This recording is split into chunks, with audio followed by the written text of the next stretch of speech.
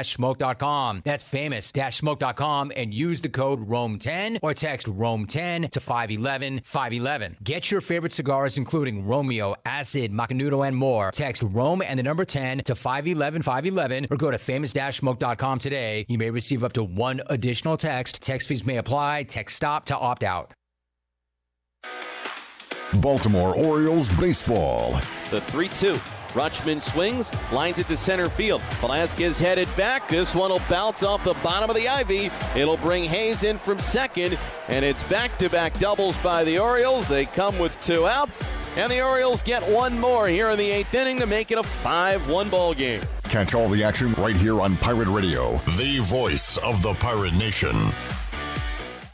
Hey Pirate Nation, this is Kyle Gaines from Washington Chrysler Dodge Jeep Ram. Not only will you feature a great selection of pre-owned inventory for sale, but we'll also buy your vehicle even if you don't buy one from us. Drive a little, save a lot. Give us a call and make a short trip to Washington and let us buy your vehicle today. It is totally worth it. We also service all makes and models at our state-of-the-art service department. Washington Chrysler Dodge Jeep Ram between Greenville and Washington, and WashingtonChryslerDodgeJeepRam.com. Remember, drive a little, save a lot. Go Pirates.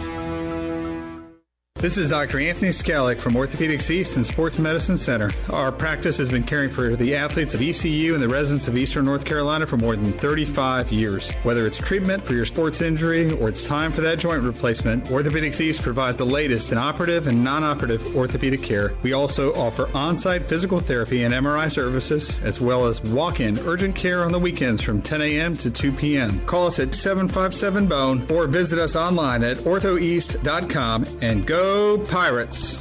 Safety comes first at Greenville Utilities. Did you know that by itself, natural gas is completely odorless? As a safety precaution, a chemical is added to the gas that gives it a distinctive and unpleasant odor. This allows you to detect the slightest amount of natural gas both indoors and outdoors. If you smell a strong odor of natural gas in or near your home, you should immediately call Greenville Utilities. GUC maintains staff around the clock in order to provide immediate response to emergencies such as natural gas leaks. You can count on GUC to keep safety job number one. This is Braxton Green with Angel Oak Home Loans. If you're looking to purchase a home, it is still a great time, and being pre-qualified before you begin shopping is an advantage. At Angel Oak, we offer a wide variety of programs ranging from conventional, government, and portfolio loans that can fit most financial situations. To get started, contact our experienced team of Talbot Green, Joanne Weir, Wanda Hager, or myself, Braxton Green, at 751-2060. NMLS 1719250, Equal Housing Lender. Hey Pirate fans, did you know there are thousands of special needs children and adults right here in our community that loves ECU athletics as much as you do? Robbie's Clubhouse is a local nonprofit organization that can turn your unused ECU tickets into a fun day for a family with special needs. If you can't make it to the next Pirate game, simply call 1-800-DIAL-ECU and donate and designate your tickets for Robbie's Clubhouse. Go Pirates! At Jimmy John's, we don't make sandwiches. We make the sandwich of sandwiches. We use fresh veggies because we don't hate salads. We just feel bad for them. We make our sandwiches exactly how you want because you're the one who's eating it. And we bake bread all day, every day because stale bread isn't bread. It's croutons. Sandwich history is written by the victors. Good thing we have legible handwriting. Jimmy John's, the sandwich of sandwiches. Order pickup or delivery on the app. Hi, I'm Annalie Newhoff. And I'm Rob Campbell. And we are with CopyPro. We have been locally owned and operated here in Eastern North Carolina for almost 50 years. CopyPro is the leader in office technology. Does your business struggle with keeping printing costs low or producing professional documents? Here at CopyPro, total customer satisfaction is our #1 priority. We have a variety of solutions to help reduce your printing expenses and make your business more productive. Call us today at 1-800-682-6558 or online at copypro.net. CopyPro, we are the professional office systems people. This is Pirate Radio, WGHB Farmville, 1250 and 92.7 FM Greenville, WDLX Washington, 930 and 104.1 FM Washington. Can you be quiet, please? Thank you. Welcome to Pirate Radio Live. Hi. Hi. Hi. Tabua. Aub. What about Aub? Safula. Cool, neat story. Was that supposed to be funny? There's local politics, bud. Don't go over the rules. It'll take forever. Let's just get to the draft. Let's get the pumping. I got a little taco meat on my chest. It's gonna be fun. We in the thick. I mean, everybody gonna be loud. I'm gonna be loud with them. I'm gonna be screaming too. Like, yeah, let's go, let's do this. You ready for this? I am. Now live from the Pirate Radio studios in the heart of the Pirate Nation, here is your host, Clip Brock. Alrighty, welcome into a Wednesday edition of Pirate Radio Live. Clip Brock here with you inside the Pirate Radio studios. Talking to you today on Pirate Radio 92.7 FM in Greenville, 104.1 in Washington. We're on 1250, 930 online, pr927fm.com. You can watch the show on Facebook Live and on YouTube. Make sure you're liking us and following us on Facebook and also subscribing to Pirate Radio TV on YouTube. All of our videos, live shows can be seen there, including the Brian Bailey Show coming back next Monday. That'll be on with Mike Houston. So get ready for that as well. We got a lot of guests to get to on today's show. We'll continue to talk area high school football. They'll get underway with official practices coming up next week, and we're just a few weeks away from the season beginning. Today, we will take a trip down the road and talk to Todd Lipe from Ayden Grifton High School. He'll join us coming up on the Pirate Radio Live line in about 30 minutes or so. At 4 o'clock, we'll talk to the new head coach out at South Central, Kendrick Parker. He'll join us in the Pirate Radio studios coming up today at 4 o'clock. At 4:30, we'll talk to Patrick Mason. Look around baseball, talk some football with Patrick from the Daily Reflector. And at 5 o'clock, Stephen Igoe is here. We will preview the East Carolina defensive line. I've also given out homework assignments to Chandler, CJ, myself, and Igoe to pick rank their 10 most important ECU football players on the 2022 roster. So we will go over that as well coming up in the 5 o'clock hour. Shirley Rhodes is producing. CJ Schaefer here, Chan Man to my left, and Mike Mullis joins us to kick it off here on a Wednesday. What's up, gentlemen? Chandler, ladies first. Shirley? Clip, what's up, buddy? Somebody talk to me. There you go. I need somebody to She was saying hello. I was assuming ladies first, being the gentleman that I am. Hey, CJ. The only guy off mic talking. Oh. Mully, gentlemen, as always, how are you, sir? I'm good. How are you? I'm great, and I'm fired up because we didn't even tell you about this. It went so well last Wednesday. We're running it back again. Well, I find it interesting that you guys are picking the 10 most important people on the roster. 10. Why do you find that interesting? Because, I mean, that's almost half the starters. I mean, wouldn't it be wouldn't it be more critical to say, let's pick the 3 keys or the 3 most critical people? Sure. 10 is We're given a top 3. 10 is a lot. 10 is a lot. Let's just pick the top 22. You're not even involved in this, and you know why? One reason is I didn't want to ask you to do it because you'd crap all over it like you're doing now. But I'm asking, I don't even know what to say. Is 10 not a lot when you only have 22 starters? 3 each doesn't kill an hour. Well, Molly, I've got one guy up here that's not on the 22 starters that you're talking about. Okay. Because there's special team. I don't know. Maybe you're a baseball guy. You're not really a football guy. You don't understand the 3 phases of football, how it all works. Yeah. What is this football you speak of? Good grief. I just think 10's a lot. Let's pick the most 15 critical guys to the basketball program. Again, that is not even do you think you're making a good point right now? Yeah, there's lots of people comparing basketball to football. There's plenty of with the roster sizes. 10? But you have to realize, Mully, there's nobody going 10. There's a lot of depth on this team, more than there ever has been. There's going to be a lot of new hats. Well, let's name 20 then if there's that much depth. There's way too many. What is wrong with naming 10 football players? I just think you're going to name 30 in total, and I'm sure there'll be some overlap. I mean, Holton Ahlers. I mean, we could probably rattle this off and save the listeners the misery later. Do it. Go ahead. You had a question on that. You can't do it. That's why. Because 10's too many. Good grief, man. I just think 10's a lot. Coming in hot, but I think unnecessarily hot. I say plenty of things you can take offense to. Well, that was the first one you gave me an opportunity today. I disagree. I'm sure there'll be something else. I know. Wait for that instead of this. All right, let's carry on. It's a good-looking hat. Thank you. Winnipeg? I'm a big Jets guy. Big Winnipeg Jets guy. I think they're the Bombers. How about the Oh, you're talking football. Yeah. I was talking hockey. Let's name the 10 most important hurricanes. Fran, Floyd. This guy's got a joke for it. That's why I love Mully. That's why I love Mully. Katrina was pretty critical. He came in here hot today, and I like it. Mully, where to begin? Let's talk Pirate football. Well, no, let's talk football. But let me ask you, and I heard Jerry Jones's comments before we went on through with Rome. Mike McCarthy, I mean, Jerry Jones is 80 years old. Is there any chance that McCarthy gets the Cowboys to the playoffs? Yeah. Like they did last year, yeah. Yeah. Yeah, that was a dumb question. Well, yes. he went one and done. Maybe win a game in the playoffs. Yes, there's a chance. Okay. Why do you keep him around when you've got Sean Payton out there hanging around, who is, I think, made enough innuendo that that's where he wants to go? Would you rather have Sean Payton than... Well, who's the coach of the... So what is he doing now? He's hanging out. I literally think he's waiting on the Cowboys job. Now, I don't know the answer to That's that my whole question. thing to it is he's out there just kind of hanging out. Maybe he doesn't want it.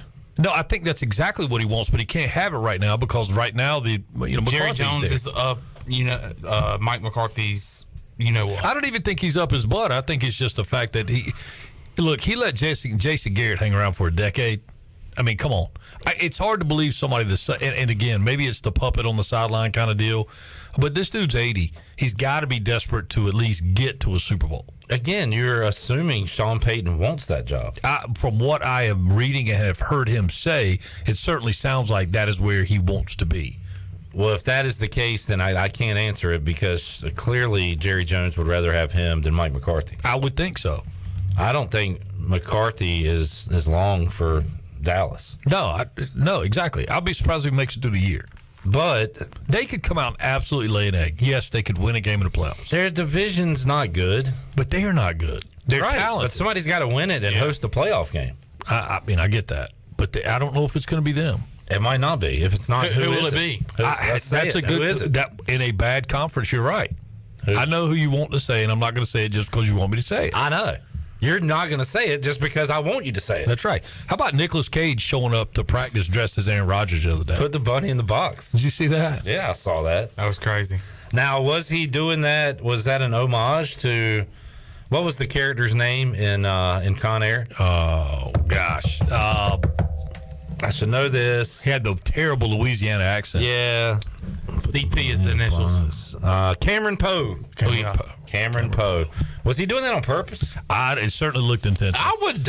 If he's just walking the street dressed like that now, we are deeper into a psychoanalytical need. For no this way guy. He's showing up to the first day of training camp in a wife beater and jeans and hair grease back. Yeah, there's no way.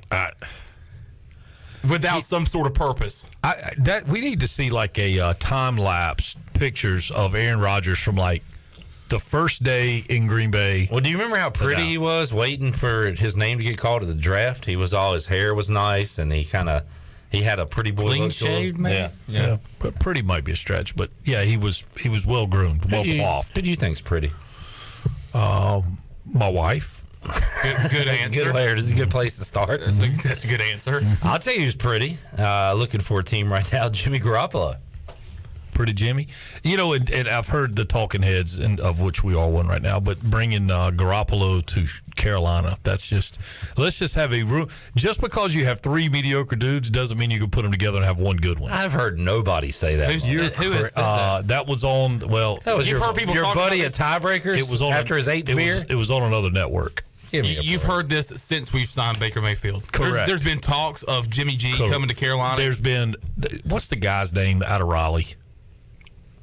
Adam Gold has said that it was more of a what if, kind of a what if Carolina brought him in. If they could get the same kind of deal that they got with Baker Mayfield, i.e. San Francisco pays all the money, why not put Garoppolo in that room? It sounds like fool's gold to me. Well, they're all fool's gold.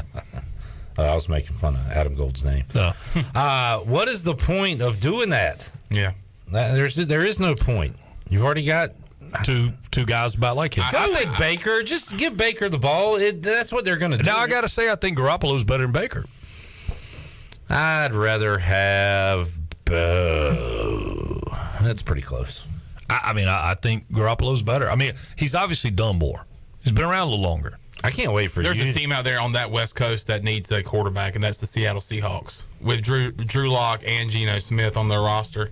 Like, who's out of those two? Who do you start? I can't wait for Mully and his Packers to have this conversation when the Favre and Rodgers stuff is finally over. I mean, is Jordan Love the next guy? He's the guy. Mully does not like Jordan Love. He's so good. Does not like Jordan Love. That's awful. It's awful. You hadn't even seen him, really. He's all. You know why we hadn't seen him? Because you have Aaron Rodgers. He's awful. Come on, man. Why do you think they just bowed down to Aaron Rodgers? Like, man, look, please don't leave us. They bowed down to Aaron Rodgers by giving him the worst receiving core he's ever had in his career and the most money. That is true. Yep. That is true. So what's y'all's take on the Kyler Murray deal? Like, they have to put in there that he has to do his homework? I don't know how that's going to be enforced. I don't either, but it's just funny that it's even in there. That was weird. I mean, you just gave him $250 million, $250 million, and you're going to tell him, oh, by the way, we need you to make sure you clean your room up. Yeah, I don't know. Maybe it's an extra. Instead of just saying it to him, they put it in the writing, like reminding him. I don't know. I don't get it at all. He's going to do what he does. Are they going what to? What happens if he doesn't do a pre-snap read? Are they going to like notice that and say he didn't do his homework? Didn't do your homework. I don't know. And again, I've heard the comparison, and you remember the Mike Vick statement. Hey, had I studied more film, I would have probably won a Super Bowl. It's a Troy D comment. You would think that a guy like Kyler Murray, stylistically, they've got some similarities that you would go, hey man, I probably need to listen to Mike. That's probably the better play by the Cardinals is reach out to Vic and say, Vic, how about give our guy a call and let's talk to him about this. It would be interesting in a court of law or whatever if like the Cardinals say we're not paying you this. You didn't study, and we can prove it like this. And like, what would that? Then it'll be a countersuit for like cyber stalking or something. We went through your internet activity, right? We know that you're not truly studying. We know that you had a friend doing this for you. Yeah, somebody. He had the backup quarterback doing his work for him, checking the boxes. Yeah, I don't know, but he got his deal, so. That's all that matters. What did you think of I like doing this, Mully. I like talking to NFL. Okay, this is fun. I'm having fun right now. Well, that's great. Having a blast. Chandler, how are you? I feel great. I feel like Mully talking about the college realignment. You're excited. You're very excited. How about the unnamed defensive coordinator and his comments about Lamar Jackson? But I don't care if he wins MVP 12 times. He's still not a clutch quarterback. First of all, it was probably Jack Del Rio. Well, first off, you better hope Lamar doesn't find out who it was. He's going to smoke him. Because I think he will circle that date on the calendar. That dude is as good. So no one knows who said that? No one knows who made that statement? No, but Jack Del Rio was trending on Twitter the day it came out. Everybody speculating it was him. Hey, even the smartest move in the NFL this year, Bill Belichick, doing Belichick things, not naming Matt Patricia the offensive coordinator. Why is that smart? Because the Lions now have to pay Matt Patricia. Oh. So he's on the Lions' dime.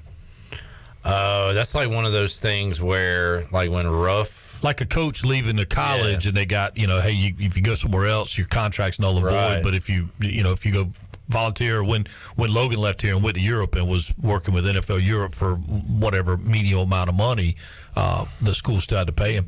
So that's one of those deals where they've got to pay. The Lions have to pay Patricia to call plays for the Patriots. I didn't know that part of it. That is interesting because I saw a tweet about Matt Patricia today that he's out there at practice running the whole thing. And he's the offensive coordinator. They're just not giving him the title. But he doesn't have the title. Well, what is his title? Like offensive assistant, analyst, whatever? Coach. Yeah. Coach. Well, previously, when he was in New England, wasn't he a defensive guy? Wasn't he their defensive coordinator? I don't know that. I wouldn't think so. I would think he'd have been an offensive guy the whole time, but I don't know that. Who was there? Josh McDaniels. Yeah, that's right. I thought Matt Patricia was a defensive-minded guy. He was. You're right. So now is he He's calling the offense. No, yeah, you're right. He's listed as a senior football advisor, offensive line coach for the team. Yeah. Wow, advisor. I guess. Yeah, so they stay out of having to pay him. That's brilliant. And I bet he's got money deferred to next year, and they'll put the title on him, and he'll get this year's money and last year's money. Way to go, Belichick, taking advantage of that dude's just 2 steps ahead of everybody. Yeah. It's the old, when we're playing checkers, old Bill's playing chess. That's cool. He'll enjoy watching the playoffs from home this year. Think so? Ooh. Nah, that's a bold statement. Yeah, I think so. I think they go to the 3rd round. Okay. I'll take the Bills. Wait, you're saying they go to the championship? They may have to play their way in via the wild card. Yeah. So win the wild card, win divisional round, and lose in the AFC Championship. That's kind of. There's too many good teams. Everybody in the West I like better than New England. Isn't it funny how some of these are so loaded and some of them are so bad? Yes. And I mean, you would think in professional sports it could not be that way. Like, you would think everybody would be at least relative. And right now it's on paper. The NFL is designed to have a bad team the year before be good the next year, so we don't know exactly how it's going to turn out. But on paper, the West is loaded. The South stinks. The East is pretty even. There's some Bills are really good. Bills are really good. Dolphins, Patriots might be okay / good. Jets are down. And then They can't be further down. Jets are down. North is good. Bengals, Browns, depending on the QB situation, and the Ravens are always good. The Browns aren't going to be relevant. Okay. Steelers aren't good. Steelers are not good. Can Tomlin hang on? I don't know. I'm talking about not to his job. I think he's safe there, but can they hang on? Can he hang on to never having had a losing season? The streak? I'm going to say that's extremely impressive. I'm going to say it ends this year. And well, they went 8-8 last year with like us playing quarterback. Well, they went 9-7 and 1 because Oh, did they go? Okay. Because there's no 8-8 anymore. That's right. But they had nobody playing quarterback. And this year, do they have somebody playing quarterback? No. Did they upgrade from old Ben? Well, who knows? CJ, are you staying out of this on purpose? You got to think that's a little better, right? Well, who's better, Mitchell Trubisky 2022 or Ben Roethlisberger on his last leg? Not Ben. I'm sorry. Mitchell by a pretty good margin. I got to think so. What did you think about Ben's comments about these young players getting coddled? He needs to just disappear. Did he? That dude needs to go on. I saw him once and didn't look any more into it because I don't know. How about the new helmet deal for the NFL? What do you think about the Panthers' black helmets? I quite frankly didn't. That's one I did not see. The one that most grabbed my eye was the Cincinnati. Me too. I like white tiger or the white Bengal. I like the snow tiger. Yeah. It's pretty cool.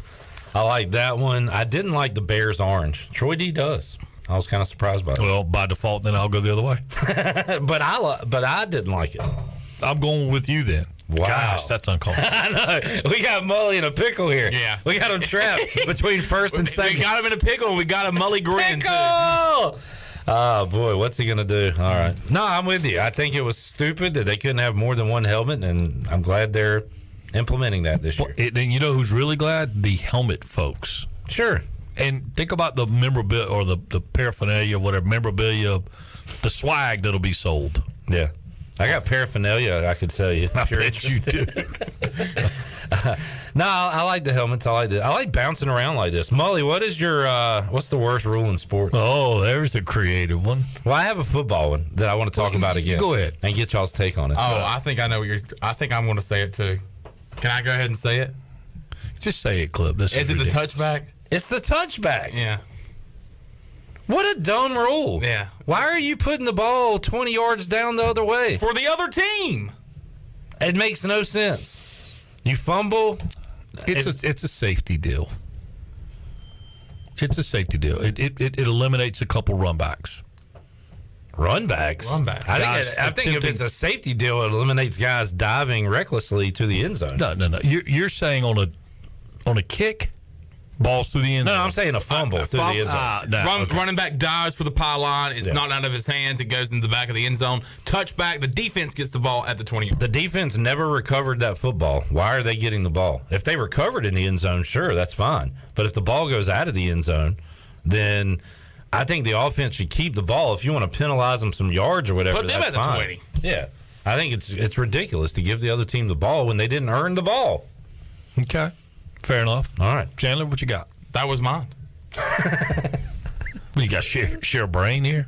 We basically do. So if we only used our brains, Mully, we could barely use the toilet without just getting stuff everywhere. That's a terrible example. We have to combine. Terrible. That is awful. That's awful. We have to combine our brains. I wonder if Tiger's kid. That's as bad as the Tiger Woods statement. What's the Tiger's kid's name? Oh, yeah, Charlie. Charlie's going to be a good receiver. God, I hope he's playing some football. We talked about it the other day that we kind of hope. The problem is, that he grows up, signs with Stanford to be a wide receiver. I'll go to your house. I will bet you whatever amount you want to bet. And jump in your pool. And for those that are listening that don't know, Clip and I happen to be watching Tiger and Charlie play in the father-son deal, and I made a comment about the size of Charlie's hands, and Clip makes the comment that he would be a great receiver. And I said that may be the dumbest thing I've ever heard, considering his name is Charlie Woods, and his dad's a pretty decent golfer. He's got big hands. He's got big hands. Yeah. He cannot lie. Why not both? I think, don't you think kids should play multiple sports? Yeah, but golf and football probably don't overlap a whole lot. Fair enough. That would be an interesting combination for like a collegiate athlete. Tell that to Tony Romo. Quarterbacks do it all the time. Well, they're not football players. Now, if you had a left tackle doing it, that would be pretty cool. Or a linebacker. How about a linebacker going out there with that mentality? Lawrence Taylor on 18. A little Happy Gilmore mentality in a linebacker body. Just sprints up there to the 18 as the crowd goes wild. All right, that's a dumb rule. Least favorite rule, I do. We did talk about this a little bit, and I have to agree with that. It'll be any sporting event ending in a tie. Yeah, I don't. That doesn't make sense. Like, why play? Moreover, why celebrate the tie? And I know that's a big thing in soccer. I don't understand enough about it. And hockey. Well, the team that celebrates the tie is the team that was supposed to lose that game. Correct, but still, why would you? I guess it's better than losing because in their standings you get a point. If you tie. And why should you get a point? Let's just play it out. Even if it means a shootout or whatever, let's play it till we have a winner. All right. I would say the deal when they were putting the runner on second base. That's what I was going to ask. In an extra inning game, that's pretty bad. Well, they're doing that now. Well, are they? They're doing it right now. Yeah, Major League Baseball. Man, I'm super into it. Braves stink at it at extra innings. Oh, good. Jenny's here. We can get her top 10 football players. She was ready to go last night, so that'll be good. Top 10. Are you ready, Jenny? All right, let's go right now. Come on. You asked for it. Let's go. Hurry up. Come on. And you said you didn't need to Google it.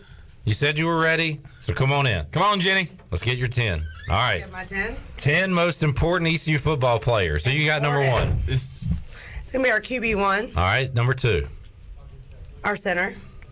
Do you know, you're going to say their names or just positions? Just positions. Okay. There you go. Number 3. That's a little twist on you. It's going to be our left tackle. There you go. So you're just going to name positions? Nope. Number 4. I like Ryan Jones in. Number 5. I'm going to bring our running back duo in. So that's 5 and 6. Number 7. And then we're going to bring defense. We're going to bring our safety. Number 8. And then why are you getting huffy, Chandler? I'm not. I'm listening. This is good. You guys match. Don't this is number 8. This is top 10 from a 10. No, my 8 we're going to go kicker. Yes. No, I was trying to think of his name. Kicker. Little white dude. OW. You know I'm not. Yes, Owen Gaffer. And Gaffer? Daffer. We'll call him Daffer. Daffer. Number 9. You know how great I am with names, Clip. Number 9. These kids. We're gonna go. Just give me 2 seconds. You threw me in on like the huge. Let's go, Mike Houston. You called me out last night. The players, I did because I'm there every day. I haven't been there, and I didn't really think about it because I brushed you off because you didn't respond. Oh, I responded. Oh yeah, later on. Hey, can we play Survivor? So we're gonna go. I beat y'all both. Not you.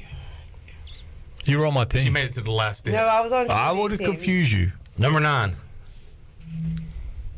Who is number 9? Number 10. No, give me 2 seconds. All right. Well, Jenny's gonna. Give me 2 seconds. We're all right, gonna Jenny's gonna think a second. And let it marinate. She was on a roll there. Let it marinate.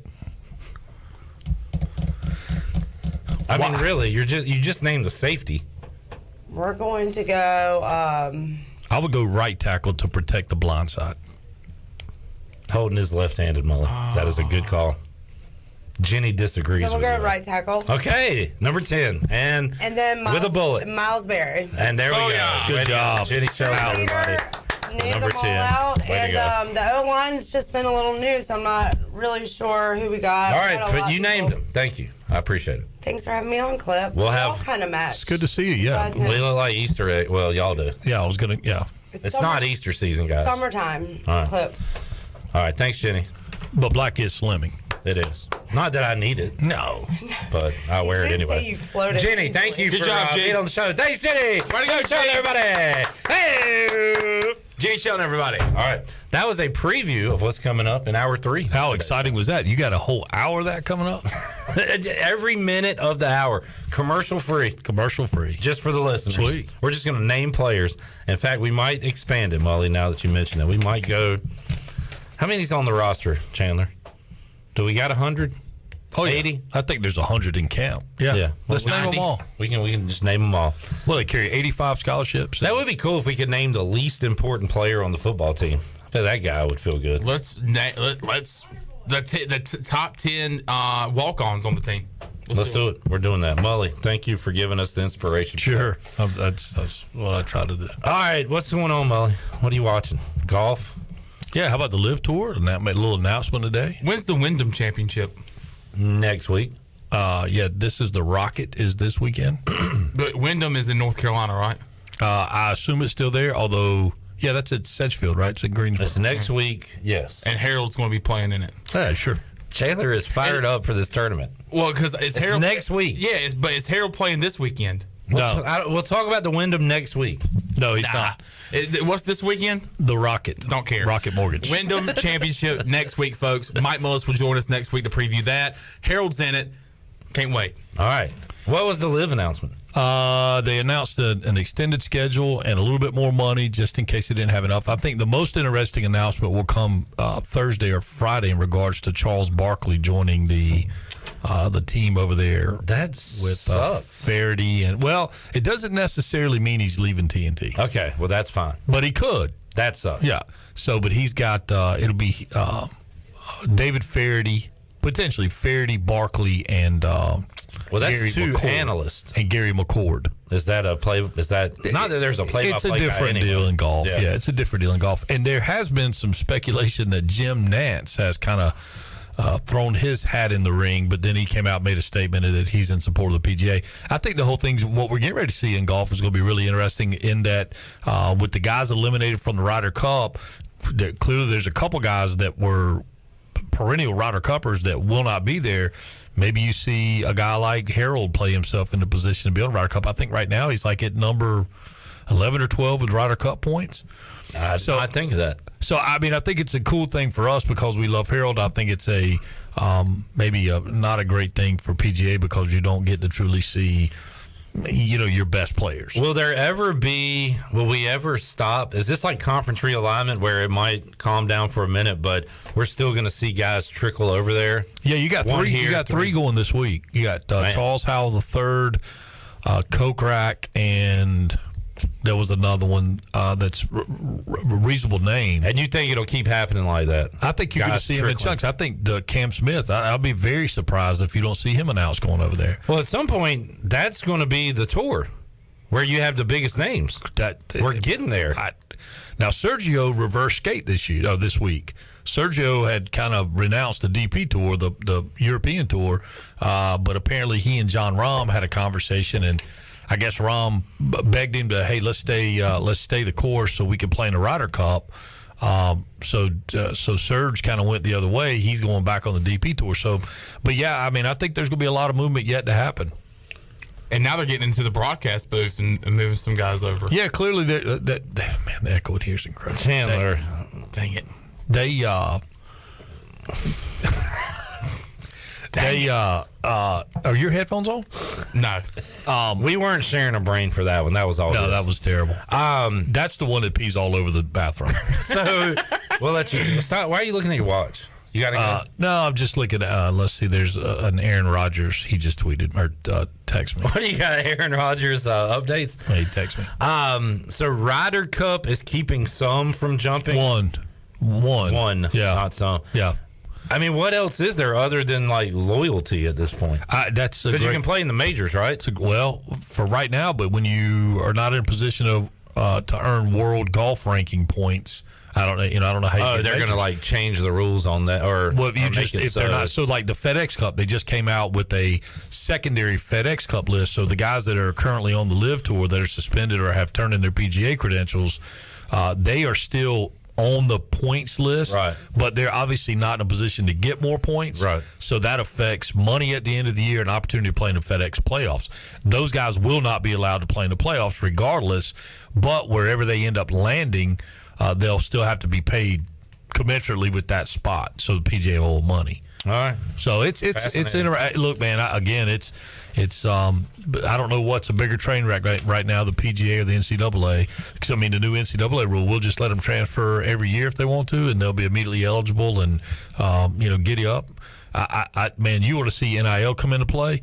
You let that thing happen. It will not surprise me to see kids go 3 or 4 different places over the course of a career. I mean, it's already happening now, but it'll be exponential, mainstream. Yeah. It'll be the norm. Well, and and the argument made is that coaches can do it, so why can't the players? And there's some validity to that, but coaches can also go to dinner and order a beer. I mean, they're not kids. You need some structure, Well, and they came out and suggested, I can't remember what the date frames were, but there were 2 suggested date frames for portal transfers. But the first thing I thought in looking at those date frames was that's going to really affect the bookend sports like football or baseball and all the other ones that play on the back end of the year, not necessarily in the middle of school year, because both of those dates. In other words, you can see a kid transfer way too early or way earlier than they could right now because it was a cutoff of July 31st for baseball. They were moving that thing back. I want to say it was like May 15th or something. It's a big difference. So you can look up, in other words, if you look at some of the kids that went in the portal, I think there were like 3,000 baseball players went in the portal between kids that were fifth years and kids that just transferred. So 3,000 players. I actually think it was 3,100. But if you look at those numbers, if those guys decided before May 15th to leave, they could decimate your lineup. Like if they just all banded together and said, we don't like the coach, we just boom, next thing you know, you've lost legit players. Yeah. Mully, good stuff, man. Well, I feel like we got up to a rocky start, but finished strong. Did we get off to a rocky start? Yeah, you were poo-pooing over a pretty good idea I have for today's show. I got my top 10 most important ECU players here. I see center, left tackle, left guard, right guard, tight end. No, you got names. You're off. I named some players. Oh, wow. All right, we'll talk to you next week. We'll preview the Wyndham. Chandler's excited about it. Tell you what, that's going to be awesome. In fact, we should do a pool. I'll let you be the commissioner. Can we be in it? Yeah. All right. Yeah. We're back. We should go for a day. Can we do live from the Wyndham? Yeah. Will you talk to my bosses? Sure. I think it'd be great. All right. Have Harold on. Tell them why we can go sit at the beach down there. They got a little beach made into the pond down there at the Wyndham. Yeah, sit right there. Now you're talking. We got big plans next week, folks. Maybe looking forward to that. Have a pirate beverage. And y'all were wondering why I was excited about the Wyndham. A little pre-football getaway for the crew here. We're all heading to the Wyndham next week. No, not them. Just us. Ooh, okay. Can-Man's all aboard here. All right. Thanks, Mully. Yep. We'll be back talking to the head football coach of the Aiden Grifton Chargers, Todd Lipe. He joins us on the other side. We're back with you after this.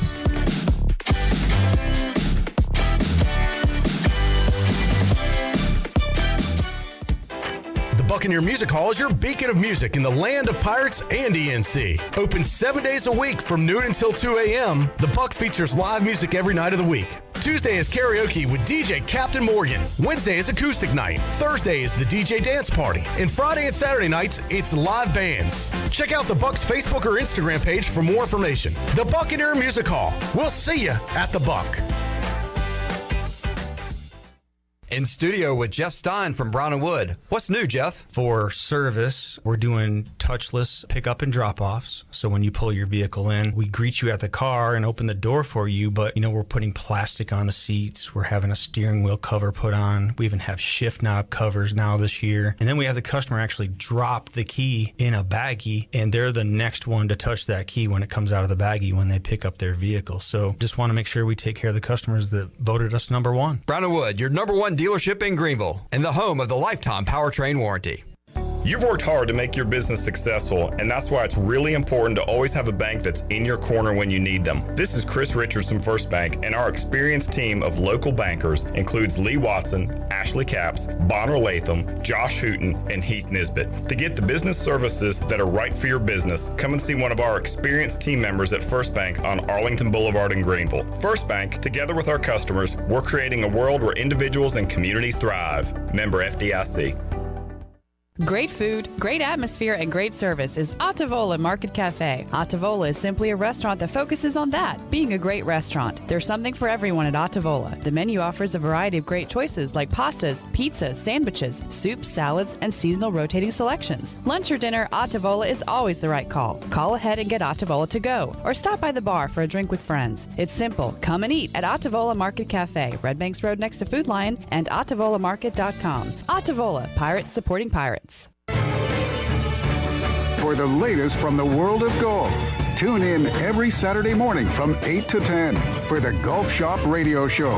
Hosts Mark Greenhelge and Matt Blanchard talk golf from tee to green and everything in between. If you like golf, you're gonna love Golf Shop Radio. Before you tee up, drop on in. Welcome to the Golf Shop.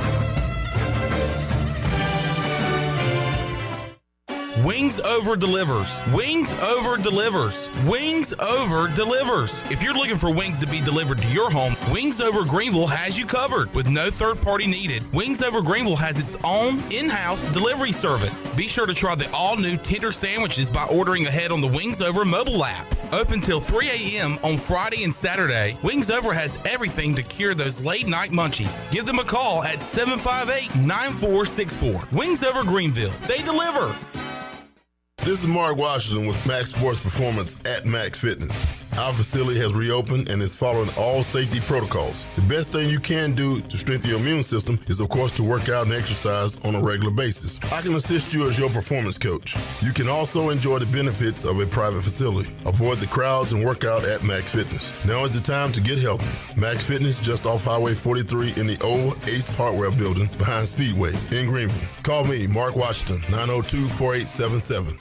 I'm Sam Jones, and for more than 3 generations, my folks have kept the fires burning for Eastern North Carolina Whole Hog Barbecue. At Sam Jones, you'll find our smokehouse pumping out wood-fired meats, cooked fresh every single day. There are no freezers at our place. Everything, and we mean everything, is made fresh daily, including our sides, sweets, and sauces. Stop in and see us, and I bet you'll be able to taste our passion in just one bite. At Sam Jones Barbecue, you'll find plenty of smoke, but no mirrors. Hi, this is Phil Steele of Phil Steele's College Football Preview Magazine, and you're listening to Pirate Radio, the voice of Pirate Nation.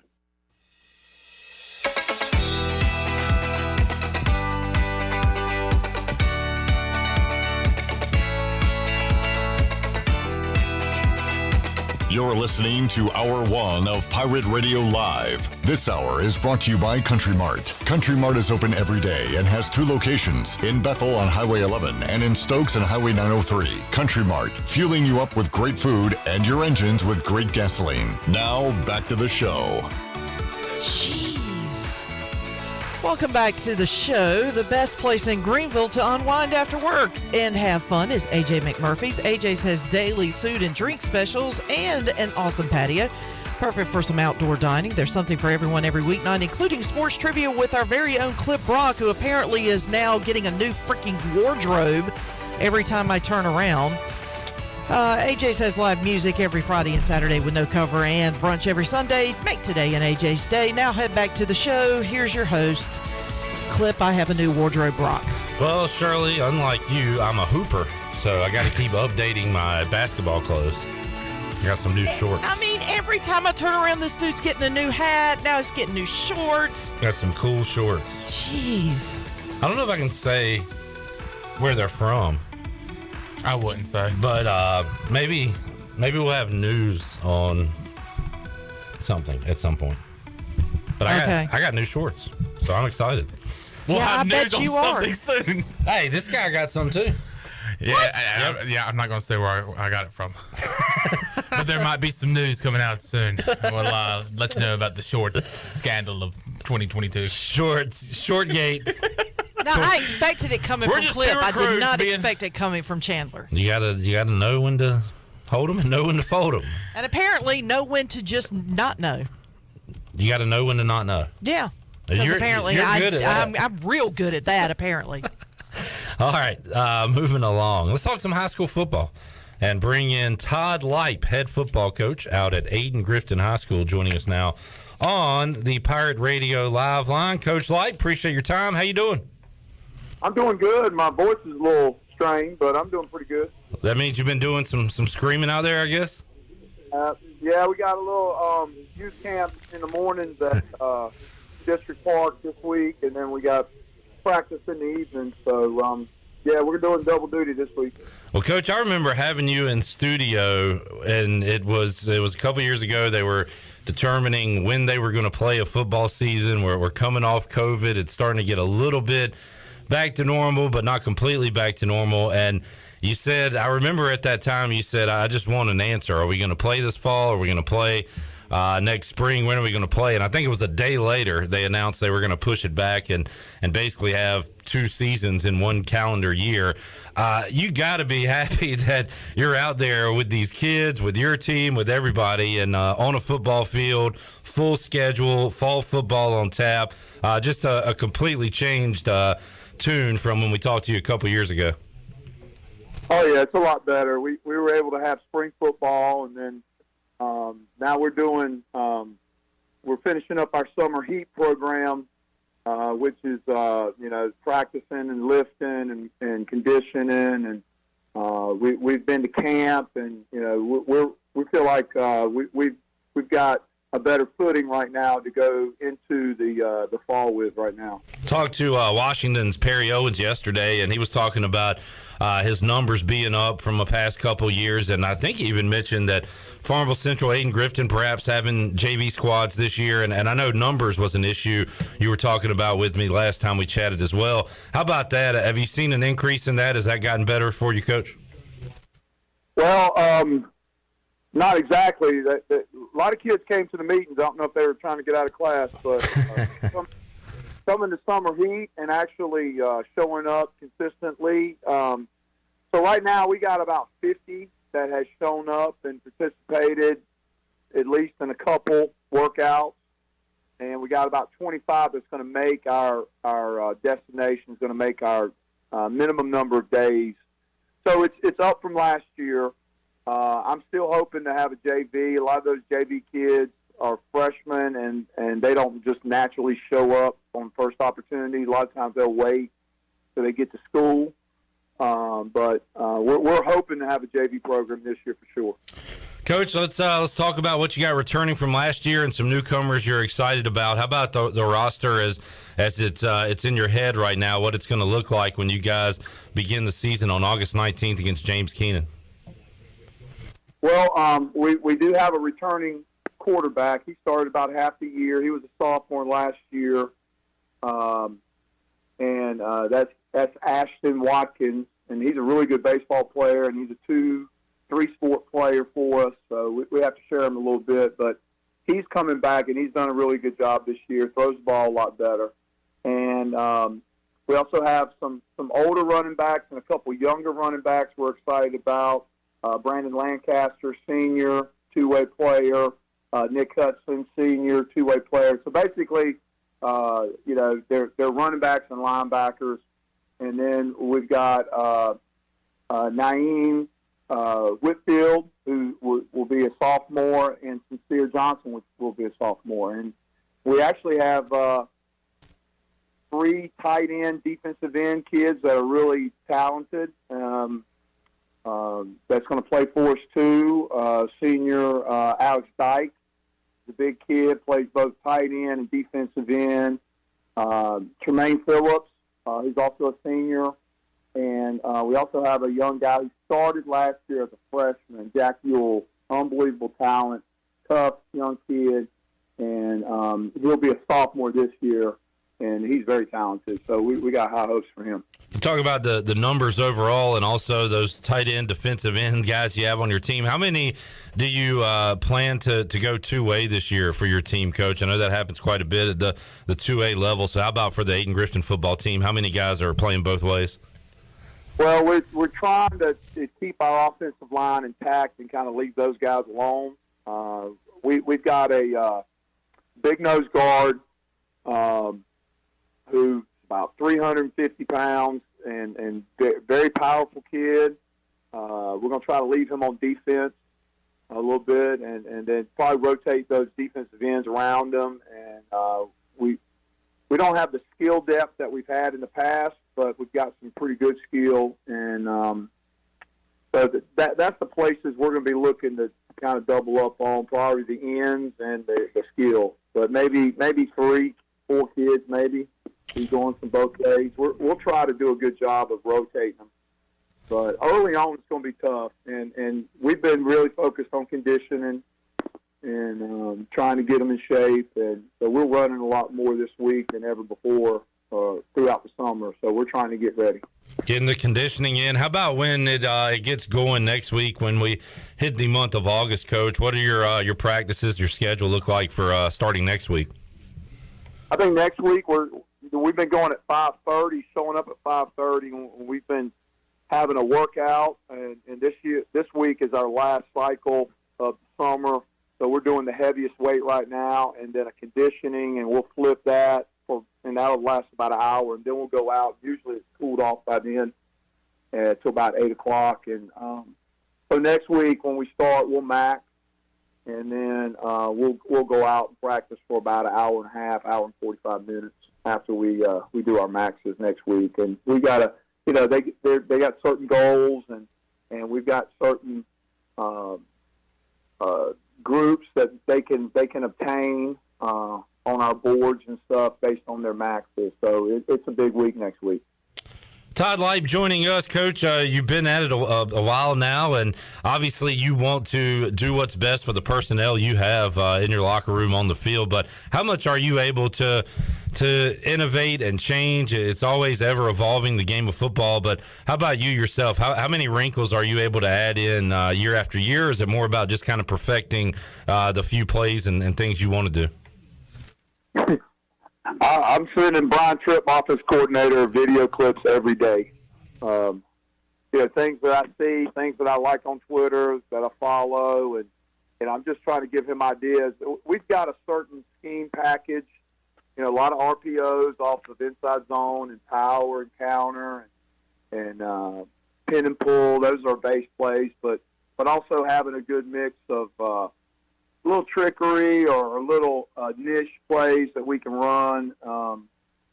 But I'm always working with that. And then this year I made Tyler Hale, who's come back to Ayton, who was the head coach at Jones Senior. I made him the defense coordinator. I'm going to help. I'm coaching. I'm the only one that coaches both sides of the ball. So I'm coaching running back on varsity and defensive back on varsity. And but yeah, we've changed up the defense a little bit. We added some 3-3 stack and tried to be multiple and not just sit there so much like we've always done, more about out of a 4-man front or even an even or odd front 50. So we are changing. We are putting some wrinkles. I'm giving those guys a little bit more responsibility and stuff. I told my principal, I'm trying to get these guys ready because at some point I'm not going to be doing it anymore. I'm at the end of my career, as in, I think this is my 29th year teaching. Wow. And I probably 32, 30, 33 coaching, and I'm at some point I'm going to be stepping away. So these guys need to take responsibility, and I'm trying to give them that. So. Todd Lipe joining us, Aiden Grifton, the head football coach. And, Coach, it's, I don't need to tell you, a tough league you're in. West Craven, Washington have been really good the last couple of seasons. Coach Owen said it might be opened up more at the top this year for another team to jump up and take that title. But no weeks off in this conference, right? You got some tough opponents. Yeah, I was looking at our schedule. So we opened up with James Keenan, non-conference. They're out of a very good conference. We did not get to play them last year. We played West Carteret like on a short notice because of COVID last year. And then we got East Carteret. We were able to beat them last year. And Kinston, who were, they kind of beat up on us a little bit. They got their quarterback back, I know that. And they're always going to be tough, but hopefully we'll play a little bit better game with them. Beddingfield also in our non-conference, but we did not get to play them. West Craven last year we did not get to play. I think we canceled twice on them because of COVID. Like Friday at pregame we canceled on them because we had kids testing positive that day when the test results came back. But yeah, West Craven, we saw them at FCA camp at Mount Olive, and they're talented.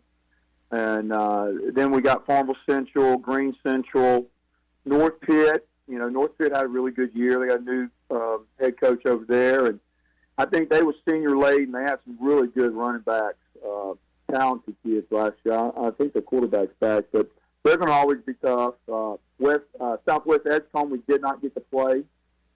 And then we ended up coming back with a 2-week off and playing Washington last year, and it kind of got out of hand. But, they're down a quarterback and a really good running back. So we'll see. We got hopes. We got aspirations. We practice too.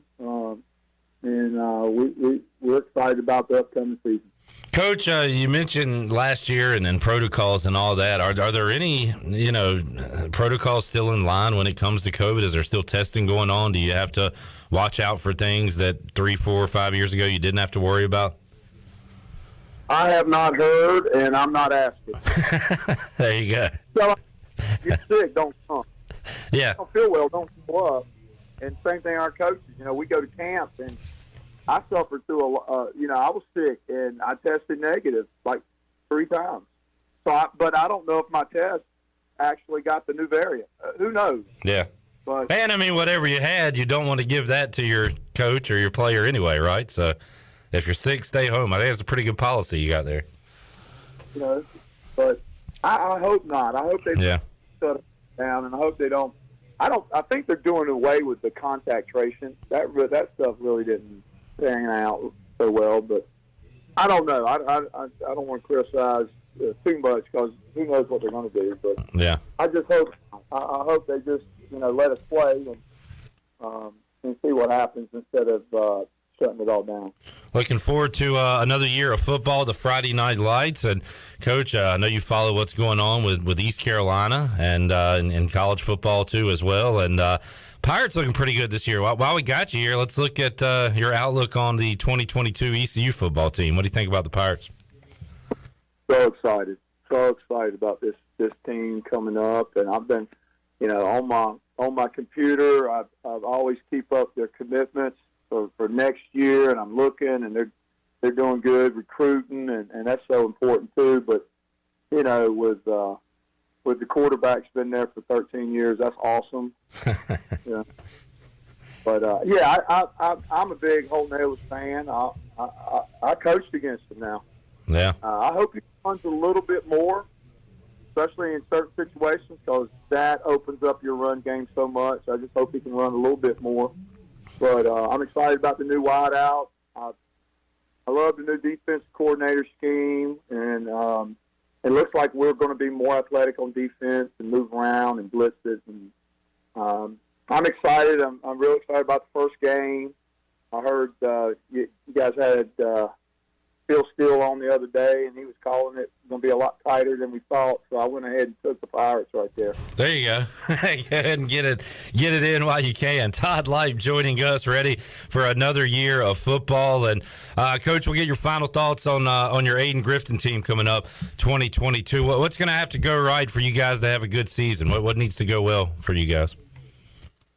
Have a good, preseason and keep the injuries down and get in a little bit better shape. We last couple of days we ran them good, and we just have to keep muscling through that and getting a little bit better shape and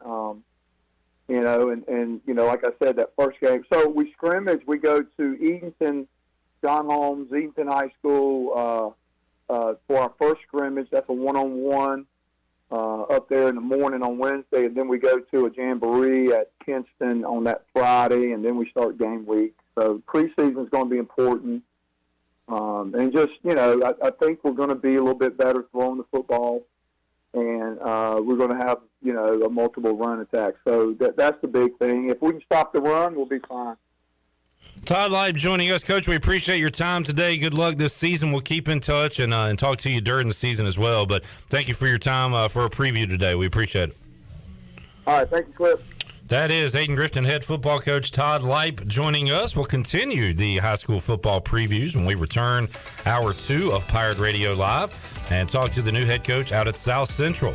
Kendrick Parker going to join us live inside the Pirate Radio studios. We'll talk some Falcons football when we return on Pirate Radio Live right after this.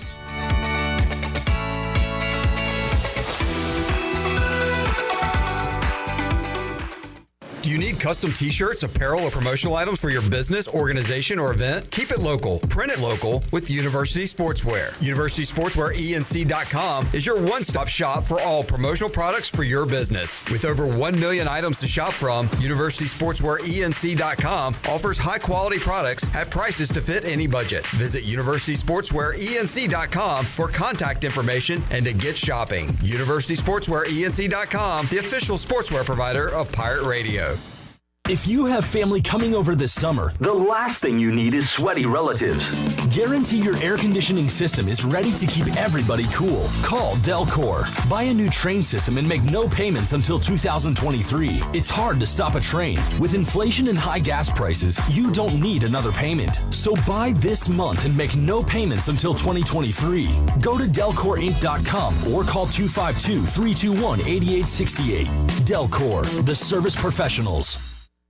Hey Pirate Nation, this is Kyle Gaines from Washington Chrysler Dodge Jeep Ram. Not only will you feature a great selection of pre-owned inventory for sale, but we'll also buy your vehicle even if you don't buy one from us. Drive a little, save a lot. Give us a call and make a short trip to Washington and let us buy your vehicle today. It is totally worth it. We also service all makes and models at our state-of-the-art service department. Washington Chrysler Dodge Jeep Ram between Greenville and Washington, and WashingtonChryslerDodgeJeepRam.com. Remember, drive a little, save a lot. Go Pirates.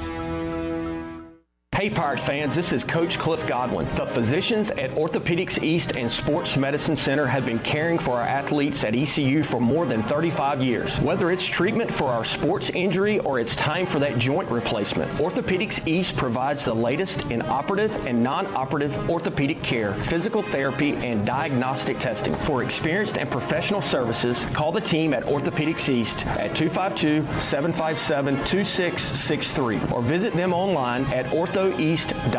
Go Pirates!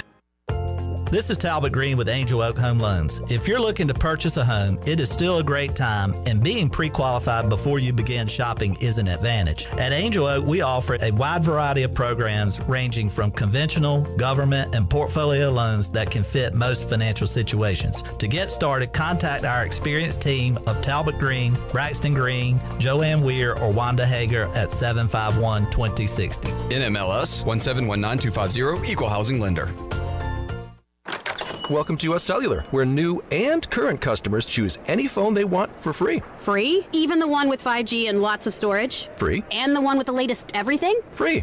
At US Cellular, any phone you see is free, whether you're a new or current customer. US Cellular, America's locally grown wireless. Terms apply. See uscellular.com for details. This is Brandon Tate, owner and operator of Atlantic Wireless, an authorized agent for US Cellular since 1997. Visit AtlanticWireless.com to find the store near you. We go beyond the call.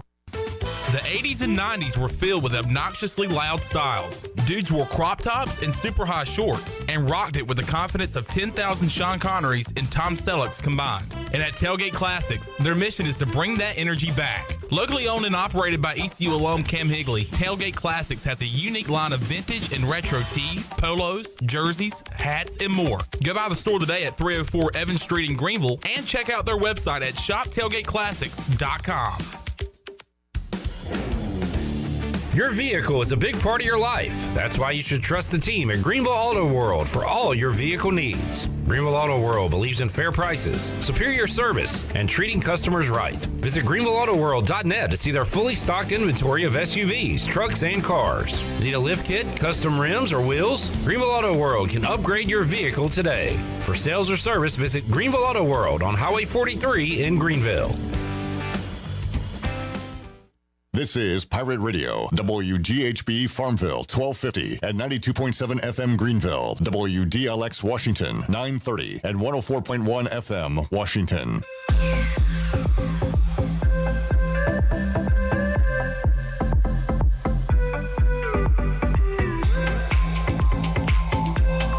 This hour of PRL is brought to you by Tommy's Express Car Wash. Come experience the difference at Tommy's. Now open at the corner of Greenville Boulevard and Red Banks Road. Doesn't your car deserve it? Visit Tommy's Express Car Wash today. Now back to the show. Welcome back. Town Insurance is your premier independent insurance agency. From maximizing opportunities to minimizing risk, Town's insurance advisors offer expert professional advice to clients of all sizes. For personal or business insurance questions, call 756-8300 today. Now let's head back into PRL. Here's Clip Brock. All right, hour 2 of Pirate Radio Live. Still to come on today's show. We'll talk to Patrick Mason from the Daily Reflector. We'll look around Major League Baseball, talk some football as well. And in the 5 o'clock hour, Stephen Igoe, Hoist the Colors, joins us. We'll preview the East Carolina defensive line and a lot more with Igoe later on in the show. But right now, we are happy to be welcoming in for the first time the new head football coach out at South Central High School, Kendrick Parker, joining us today inside the Pirate Radio studios. Coach, appreciate you being here. How you doing? Yes, I'm doing great. How are you doing? Doing great. And actually, first heard your name, or at least people talking about you, we ran into Jeremy Lewis, who is now on the East Carolina football team, and he was talking about Coach 2 being out at South Central and you taking over, and he's excited about you and said you're going to do a fantastic job. So at least one former player is happy about it, but you've been around South Central a while, right? Yes, sir. I'm entering my 7th year at South Central. For the previous 6 years, I was an assistant coach, and I'm blessed and fortunate to be the head coach now. But yeah, Jeremy was an outstanding talent for us, and I appreciate the praise from Jeremy. And they're trying to figure out where he best suits the team at the college level. Looks like he's found a home now at that rush in spot, but he did a lot of stuff for you guys at South Central. Oh, man. For us, he was Mr. Everything. Some outside linebacker, some defensive end. I was pretty much an offensive coach, so I loved him at receiver. Throw it up. I know we need that 9 route. Always look for number 2. So, yeah, but he was one of those guys that he was just a dog on the field. And it's great, Coach, that you've had experience there. You know the personnel, you know the school, but also you have previous head coaching experience, right? Yes, sir. I began my coaching career in Elizabeth City, two-way school called Pasco County High School. I was there for 10 years, and I was fortunate enough to had the opportunity to come back home, to come out to South Central. And it's more special when you can coach back home. And, you feel that sense of pride and everything. But, yeah, I've been in it for about 17 years now. It flew by. I told you don't look old enough to be coaching that long. But, yes, sir. But you said you got into it early, right? Yes, sir. I went to Elizabeth City State. I played 3 years of football, a little bit of linebacker, a little bit of fullback back in the day when they ran the I formation. But then I realized that, I kind of apexed at my career. And so I want to get into coaching and make a difference in the lives of kids. So I was fortunate my senior year in college while doing my internship, also able to start coaching football on the 2A level. All right, so taking over the South Central program, what's been the biggest changes so far going from an assistant coach to head coach? It was challenges, or maybe things aren't as difficult as you thought? What have those challenges been like for you? Well, the transition was rather smooth. Being I was an assistant for 6 years, I knew the ins and outs of the school, the players, the personnel, the coaches, the faculty, the staff, the environment of South Central very familiar. But it was also even easier because I have these great coaches around me. I brought in one with me today, but also had other great coaches around me that made this transition easier. Of course, being a head coach, you have more responsibilities that comes with the territory. But, when everybody works together, it doesn't seem like that much of a job. Whenever you do what you love, it never seems like work. And football is something I've always had a passion for. So the transition has been great. the enrollment as far as the kids coming out has risen, and we're excited and ready to go. I've talked to several coaches already, Will Bland, Nate Connor. We just talked to Coach Lipe, talked to Perry Owens from Washington. And Coach Lipe is hoping his numbers can stand through summer and he can get a little pickup. But everybody else has kind of said that the numbers have picked up from the COVID years, and it sounds like things are getting back to normal, quote unquote. Hate to use that word, but back to normal. So the numbers are looking good out of South Central right now. Yes, sir. In given day, we give away from 95 to 105 kids. Wow. Like you said, coming off of the COVID years, when players, especially parents, maybe a little hesitant to let the kids come out and play in a contact sport. Like I said, we're getting more close to normal now. With the coaching change and changing the environment, people are really more comfortable, and we're adding more about coming out for football. And it sounds, I kind of just took JV for granted that, hey, everybody's got enough to play JV and everything. Sounds like with your number, you're going to have enough to play JV, but that's not the case for all schools in the area. Right. Because like I said, there's still some parents that are still hesitant about letting the kids play sports, especially contact sport like football. We're fortunate to have the numbers to have the field of JV team. But we come off of a year where we didn't have the numbers like we normally have. So we understand the struggle of the other schools, the small 1A, 2A schools who may struggle to field a JV team. But like I said, we're fortunate enough to have the numbers so we can field an upcoming JV team. Looking forward to some Friday night lights, Coach. I live close enough to South Central that I can hear the band play outside on Friday nights if I walk outside. So I'm that close to the school. Looking forward to that again. How about this off season for you? What's the off season been like for you and your guys? All right. Well, first of all, shout out to Dr. Edmondson and our great South Central band. They do a tremendous job for us. But coming into the season, our guys made it dedicated themselves to getting better day by day. We want to build a program. Our theme for this year is building a program brick by brick. We're going to take a lot of dedication, a lot of sacrifices. We implemented preschool workouts. A lot of our guys ran track and field. Working out after track and field, doing things in the community, knowing that the more work you put in, the greater output you would get. And we really feel that at South Central that there would be a reward for working hard, and that's our goal for every day. Let's get better every day. It's still football at the end of the day, but I like to ask you, coaches, especially a guy like you that's played at the high school, college level, how much it's changed, and now you've got the weight room involved so much, the film and everything you can do in high school. It's changed a lot probably since you even played, right? Right. I remember because when we played, you showed up August 1st, and coach expected you to be in shape. Nowadays, guys get early start in spring and throughout the summer, learning offensive schemes. So when August 1st comes, basically your offense and defense is put in.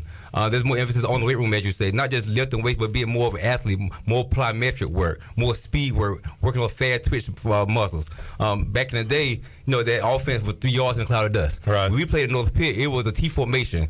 Get the ball to the fullback, get 3 yards, hopefully get that first down. Nowadays it's more spread offense. Try to get your athletes the ball in space. One thing we teach with our offensive philosophy is the hardest thing for a defensive player to do is to make an open field tackle. So one thing we want to do is get our guys the ball in space so they can do what they need to do. Talking to Kendrick Parker inside the Pirate Radio studios today, the South Central Falcons getting ready for another season. And Coach, let's talk about some of your personnel. Who are you excited to have back from last year, and also some younger faces you're excited about? Yes, so we have a great senior class that has showed tremendous leadership throughout this summer. They've formed a tremendous bond on and off the field. We were fortunate enough to go to an FCA camp and really bond off the field, which has really permeated through the team. But if I had to pick a few players to point out this year, one player that comes to mind is Saquon Waters. He's a kind of Mr. Do Everything for us. Has really established himself as a leader of our team. He does anything we need him to do. Receiver, running back, little quarterback, corner, safety, punt returner. He'll lead prayer. He'll lead the grades. He'll clean the locker room. He'll do whatever's needed. Needless to say, he's also one of our faster kids. He's been at many combines. He ran in 4.38s. And that's a ball hog. And every day he competes, and he wants his players around him to compete. So he really established himself. Another player we have that comes to mind is one of our linebackers, Devon Smith. He's a guy who really leads by his actions. He's one of our stronger kids on the team. He also, this year, he's been more vocal because I guess it's his senior year. So now instead of just leading by example, he's being more vocal, try to pull guys into greatness. Another guy that comes to mind is Shamar Webb. He's our most experienced varsity guy. In fact, he only played one game with JV his freshman year and then got pulled up out of necessity. And he has a lot of starts under his belt, playing offensive line, defensive line. Last year, he was all-conference, played defensive end, led us in sacks and quarterback pressures. He's been recruited by several colleges because he's had tremendous length at 6'4", 2.25. And that's a real good guy at pad level and working on his hands. So, but in addition to those guys, we have other seniors that have stepped up and done a tremendous job as being leaders, like our quarterback Lucas Kuparaki, Barack Meacham, Dane McNair, just to name a few. Talking to Kendrick Parker today, Coach. High school football is so unique because you'll run into a team 1 week that will run the ball 70 times and get out of there, and you'll play the next week against a 4-wide team. So how about you offensively? What do you want to do with the Falcons this year on the offensive side of the ball? Well, as I previously stated, one of our philosophies is the hardest thing for a defensive player to do is to make an open field tackle. At South Central, we have a lot of great athletes. And what I think is to get these balls in space as quick as possible. We're opening up where we need to. We're running the ball where we need to. My thing is there's no perfect defense. So there's always something open defense. It's just having that will and the preparedness just to find that weakness. So our goal this year is to spread out when needed, run the ball when needed. So some games we may throw the ball 55, 60 times. Some games we may run the ball 55, 60 times. It depends on the flow of the game. How about the defensive side of the ball? You got your base, of course, but how do you prepare these guys for all those different offenses you'll see throughout the year? Well, as you say, some games like New Bern will come in with 2 tight ends, 3 backs in the backfield. Some other games we have 4 or 5 wide receivers. It's just being prepared for everything. Knowing that you have to be sound on defense. Playing A gap is playing A gap, playing B gap is playing B gap, playing the flats is playing the flats. No matter what offense you're going against, just doing your job. And one thing we can coach is effort. Defense is all about effort. That's one thing we've been stressing, that we want our guys to give tremendous effort on the defensive side of the ball and give ourselves a chance to win every Thursday, Friday night. How much contact do you like to do preseason? Some coaches like more than others. What's your philosophy on that? Well, our philosophy as far as contact in the preseason is first we have to teach form and technique, because we don't want to get anybody unnecessarily injured of a preseason. We know that the football season is a grind. There'll be plenty of days for maximum contact. Also, like this summer, we've been working a lot of form, a lot of technique, a lot of bad work, a lot of drill work. Like I said, the hitter will come on the 6th day of practice. All the boys they look for that 6th day of practice. But right now we're taking it one step at a time. We're teaching them form and aggressiveness. And when that 6th day of practice comes, we can be all out and giving all we got on as far as making contact. Man, Coach, looking at your schedule, I'm trying to find a week off for you guys. I can't find one. I don't know much about Willow Spring, but Kinston, West Craven, Washington, Willow Spring non-conference. That is a tough non-conference slate. Yes, sir. We call and that's before it hit. That's before conference. Right. That's before, because last year we got to this new conference. We call our conference the SEC. there is no week off, but we feel that we prepared ourselves with this preseason schedule to see where we are as a team. Sometimes with a schedule like this, it can make or break a team, but we take this thing one day at a time, one practice at a time, one drill at a time, one game at a time. Just give ourselves a chance to compete and to be competitive every single week. So we welcome the challenge. We know that, like Kinston and Washington, Willow Spring, West Craven, they're coming in. Traditionally, they're very talented, and there's no drop-off this year. So we're going to see where we are and use that non-conference as a measuring stick to see where we are. Coach, you got scrimmages planned before we get to the real thing? What's the lead up to it look like? Yes, sir. On August 10th, we're traveling to Green Central for three-team jamboree, Green Central, Wilson Hunt. And also on August 12th, we'll be traveling to North Pitt for their annual jamboree. So we welcome it there, and we can use those scrimmages as barometers to see where we are. 7-on-7s are very popular in high school football. Were y'all able to do any of those kinds of stuff and that kind of event? Well, we did a lot of teaching this summer. Like I said, we went to the FCA camp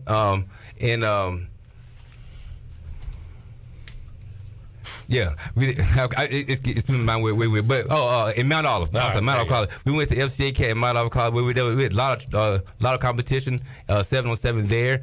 I think we were there for 3 days, 2 nights. A lot of good competition across the entire state. So we got 7-on-7 there. We did a lot of internal 7-on-7 amongst ourselves, because with the coaching change, we had to change the philosophy. So instead of doing against established teams, we use that time to teach ourselves how to compete with ourselves. Did you have to make any other moves on the coaching with you coming up? Any new people on the coaching staff this year for you guys? Well, we have several new volunteers on our coaching staff, guys who are fresh out of college. We have guys who I grew up with. We have guys on our coaching staff who've been coaching football longer than I've been alive. So we have good mix. We have a really good mix of knowledge on our football staff, and like I said, I really appreciate those guys. Guys come in day out. It's not about being volunteers, not about being paid. It's about helping these young men get better every single day. Coach Cherry's always got it rolling there on the basketball court. So how many of your guys play other sports on your roster? Well, we teach at South Central to be a total athlete. Yeah. That's what they want on the next level. Not just a football player, not just a basketball player. They want a total athlete.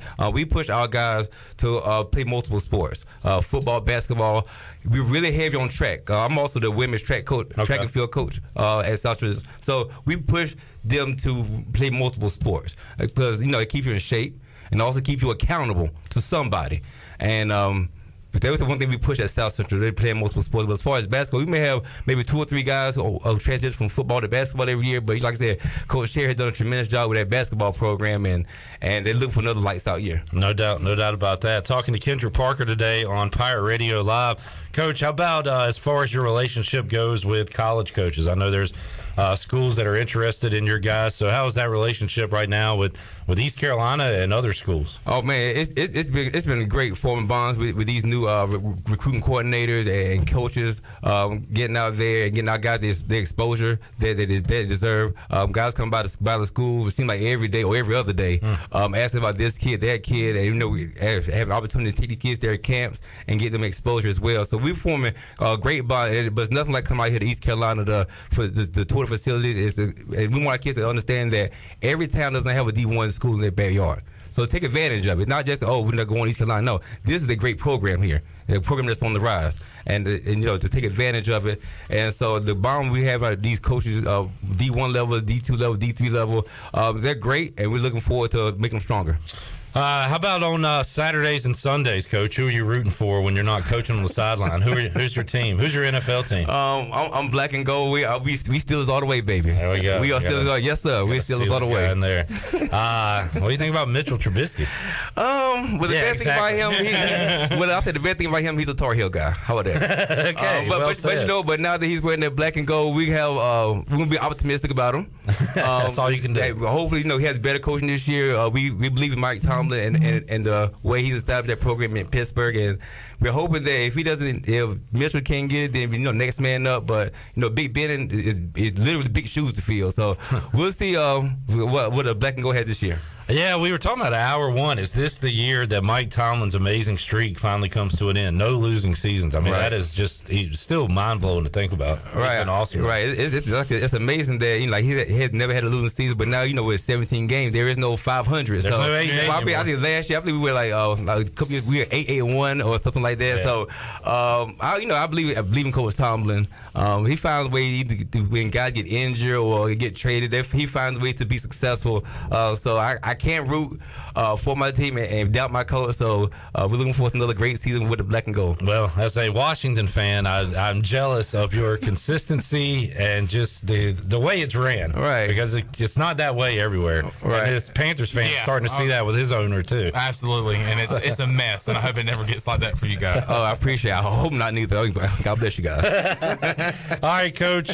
Final thoughts on the season coming up. Your team this year. How excited are you to get underway with real practice next week? Right? Yes, sir. We start 8 a.m. Monday morning with our first official practice. Our guys are ready to go at the bits. I think we had a tremendous spring and summer season, and we know that the real season is here. Our guys, that's ready to go.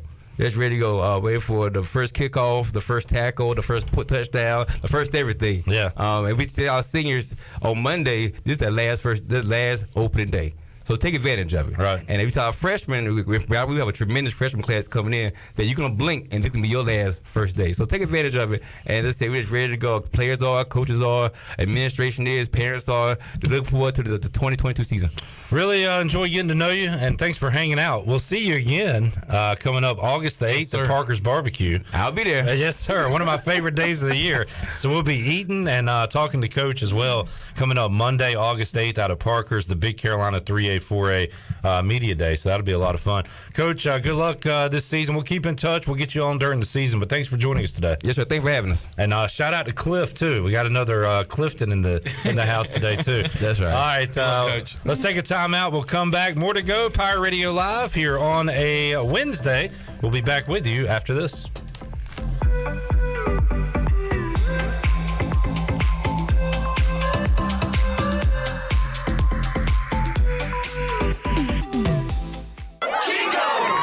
Chico's Mexican Restaurant is the home of the best margaritas. Grab your amigos and head to Chico's every Tuesday for the Gulf of Mexico.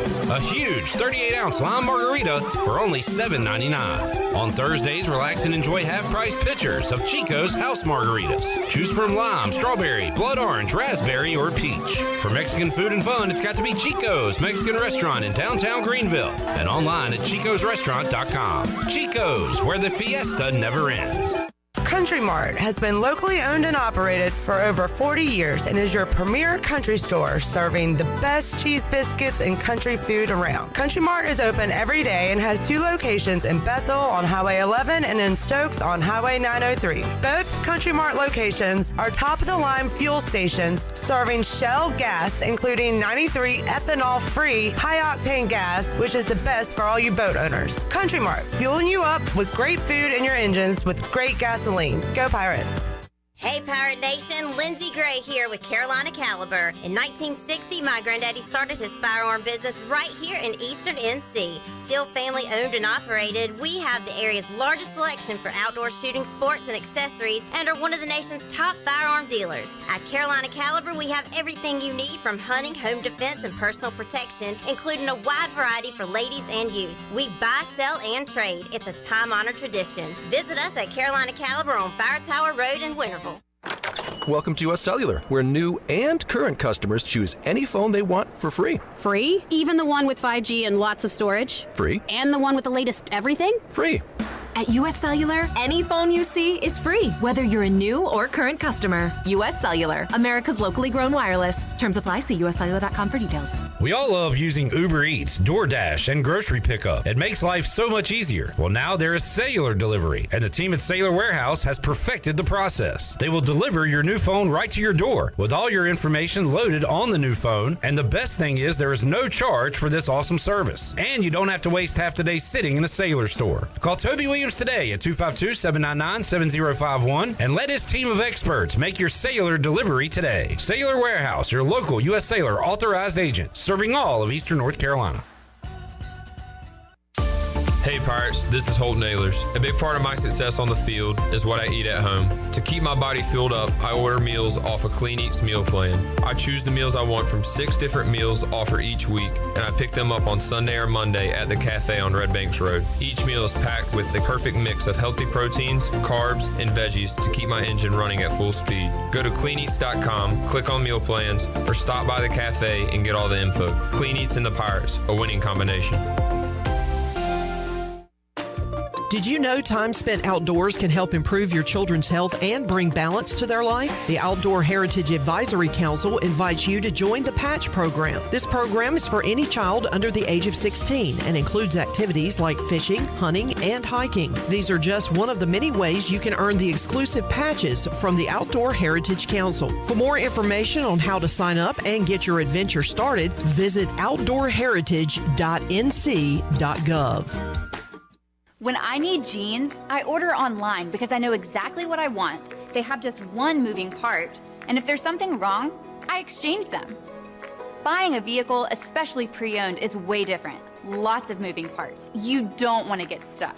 For a worry-free purchase, visit Phelps Chevrolet. We've been here in town a very long time. You know us. You know we stand behind everything we sell. Phelps Chevrolet in Greenville. Come get you one. This is Carson Whisenhunt, and you're listening to Pirate Radio, the voice of the Pirate Nation.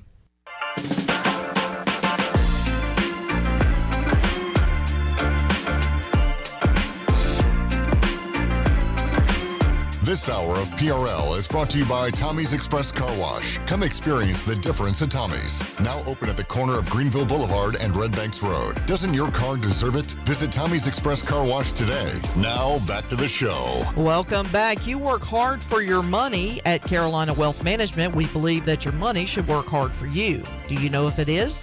To learn more about your investment portfolio, go to mycarolinawealth.com to schedule a free consultation.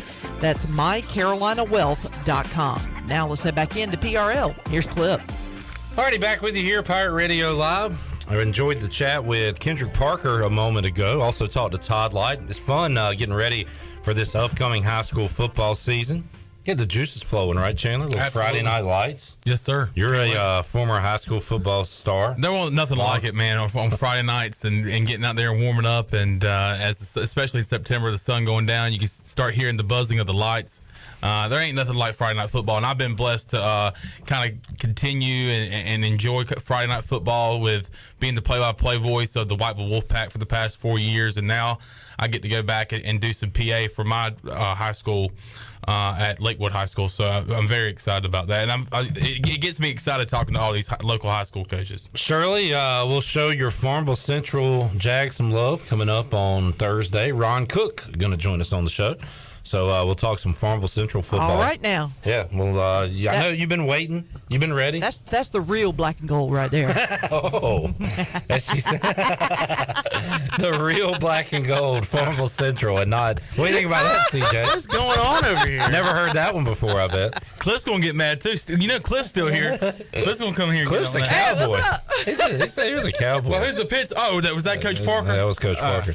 Yeah. By the way, there's a monsoon outside, so everybody that's in the building is staying in the building for now and not going outside. So yeah, you might need a boat here in a little bit. We might be huddled up for a while. Got Patrick Mason joining us here in just a little bit. And right now, let's hear, we got an awesome podcast coming up at 6 o'clock today, Yep. Shirley. We're going to drop it for the first time. It's also available to download, Apple Podcast, Spotify, available on SoundCloud. John Gilbert, East Carolina AD, with a one-on-one sit-down with Troy D. And let's hear part of that right now. He talked about ticket sales as he talked to Troy D earlier today. So I am extremely encouraged about where we are on ticket sales. I actually read an article today out of Sports Business Journal, which is kind of an athletic trade publication based out of Charlotte. And they were touting Appalachian State at 11,000 tickets. Cincinnati was at Cincinnati and Central Florida were both at 25,000 in season tickets. And they were also talking about San Diego State, who was at 12,500. Today we're at 14,300-ish. Really encouraged about where that is. You know, obviously I'd love to get to 15,000, but I am really happy. If you look nationally, you know, most schools are down. We're actually trending the other way, upward.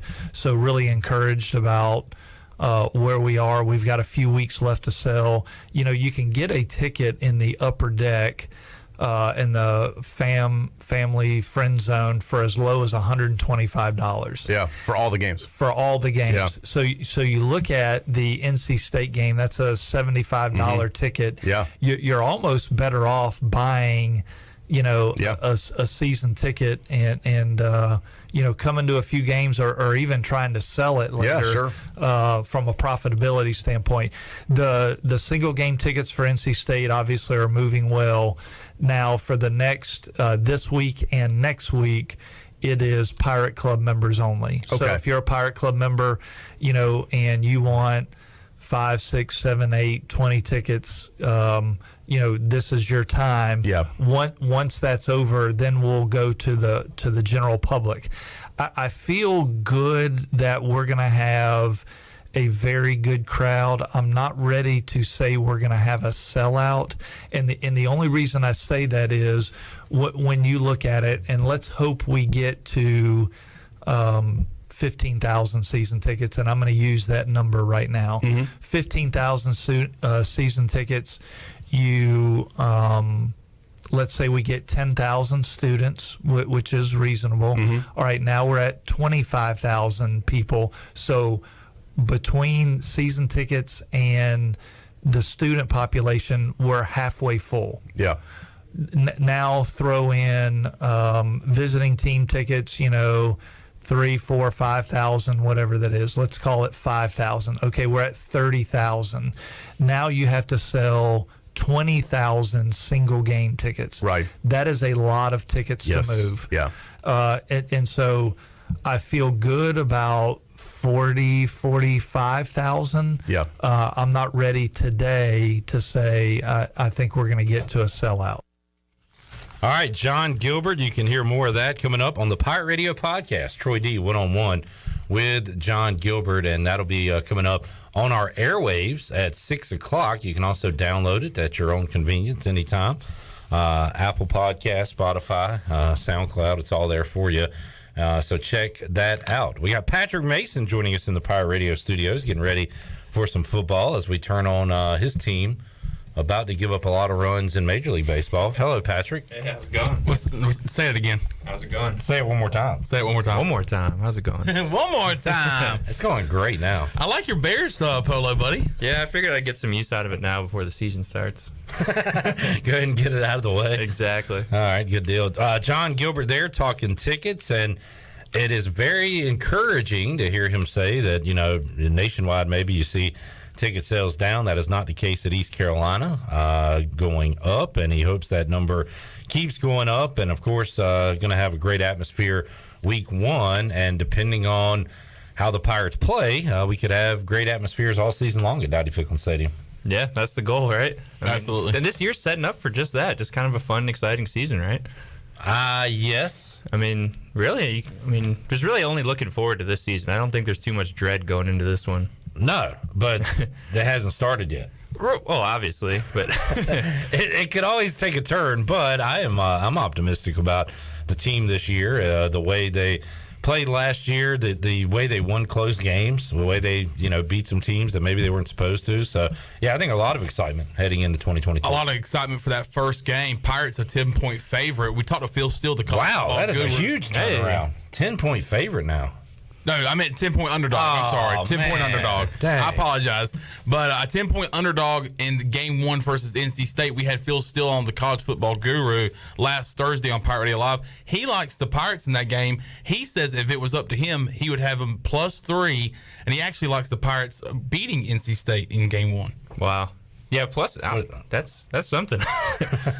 And I will take his word for it because he knows what he's talking about. By the way, how about a 4-3 double play to get you out of a bases-loaded jam, Patrick? Gotta love it. The White Sox trailing the Rockies 3-2 as we look at the Buccaneer Music Hall scoreboard. That one going to the 5th inning. That is presented by The Buck. The Buck. Thank you, Chan Man. Yes, sir. By the way, Jeff Charles, where is he at today? Well, he is in sunny Detroit. Sunny Detroit. Is it still called Comerica? I think so, yeah. All right, he's at Comerica watching the Tigers and the Padres. He sent me a picture from earlier during a rain delay. Shirley, I haven't showed you this yet. Jeff Charles, and he was pointing to the field. I'm surprised he sent it to you and not to me because he usually sends it to me too. He's pointing to the tarp on the field. But is he really just flexing the bicep? I think he's flexing. He's totally flexing. He's definitely just like. And what a bicep it is! My God, this guy, strongest voice in America, Jeff Charles. Yeah, you got a point like that, That is definitely when you have biceps that is a major like that, flex right there. Right. When you have biceps like that, you're going to point in that. See the field? Yeah, back there. Now, is the bathroom that way or that way? Or it could be both ways. Or it could be both ways. Jeff Charles flexing on us from Detroit, so we'll talk to the voice next week. He's enjoying some live day baseball. East Carolina getting set to go with practice next week, Patrick. Exciting times. We'll I know. Have something to talk about. Yeah, it's actually exciting to watch. Like we said, you look forward to it, you talk about it, but to actually see them, on the field doing stuff is pretty exciting. Go ahead, Chan. Sorry, we were talking yesterday that this time next week we'll be talking ECU football, doing some practice reports. Yeah. How exciting is that? Oh, yeah. Like I said, people moving around, doing things on some grass. I love to ask this question preseason. How about offensively? Biggest questions, biggest position group to watch in the preseason is what for you, Patrick? Probably wide receiver. I agree. I would say that. It's crazy that we have and we don't have all the knowns yet. We'll talk, by the way, guest alert, Steve Shankweiler, ECU offensive line coach, going to join us Friday on the show, along with the head coach, Mike Houston. So we'll talk a lot of Pirate football coming up Friday on Pirate Radio Live. But we have almost more knowns on the offensive line than we do receiver right now, which you hadn't been around here a long time, Patrick, but that is crazy to say for ECU football. Maybe since the Skip Holtz days, Chandler. Absolutely. We have not had that pop-up preseason. I guess it's kind of exciting, right? Something different, and wide receiver is actually a fun thing you can really watch with your eyes. A lot of time, offensive linemen, you just kind of have to take it for their word sometimes. Like, he's progressing well, he's reading this, but, wide receiver, I think a lot of people can just watch and say, yep, this works. Yeah, see who's standing out, see who's doing good one-on-one, and where does C.J. Johnson fit into that. We talked to Donnie Kirkpatrick last week. He says that C.J. is back, has a good offseason, is dealing with a small injury, but should be good to go as they start. So that is something, that position to keep an eye on. How about defensively? Any storylines, any position groups to watch? I guess, they talk about just kind of shifting around in the secondary, some linebackers moving around, but I just go back to what I saw in spring ball and just the speed. I guess I'm kind of excited to see how that translates once you get, your defensive calls and everything all set up, just kind of see how that, translates into the season. Patrick, we're going to do this with Igoe Hour 3. I've got, myself, CJ, and Chandler have our 10 most important Pirates on the roster this year. Oh, wow. Don't you think it's a great segment idea? Yeah. Thank you. Let's do it. Not everybody does. Yeah, a lot of people think it's stupid. You Um, can't go wrong with lists. I know, man. It's list season. Who's your most important Pirate on the roster? Oh, man. I gotta get like a roster in front of me now. But honestly, it seems silly, but probably, just go quarterback, right? At least for me, I think. Doesn't seem silly at all, Patrick. It's just obviously really important, and don't be self-conscious. Kind of just no. There's plenty of spots, but yeah, I guess I'm gonna go quarterback then. Say it with your voice. I'm gonna go quarterback. Here's a roster for you. Once you find another important Pirate on that list, you let me know. We'll talk about it with Igoe coming up in hour 3. CJ, I haven't even seen your list, but you're ready, right? You said your homework's complete, so you're good to go. Okay. Yeah. I'm ready to roll.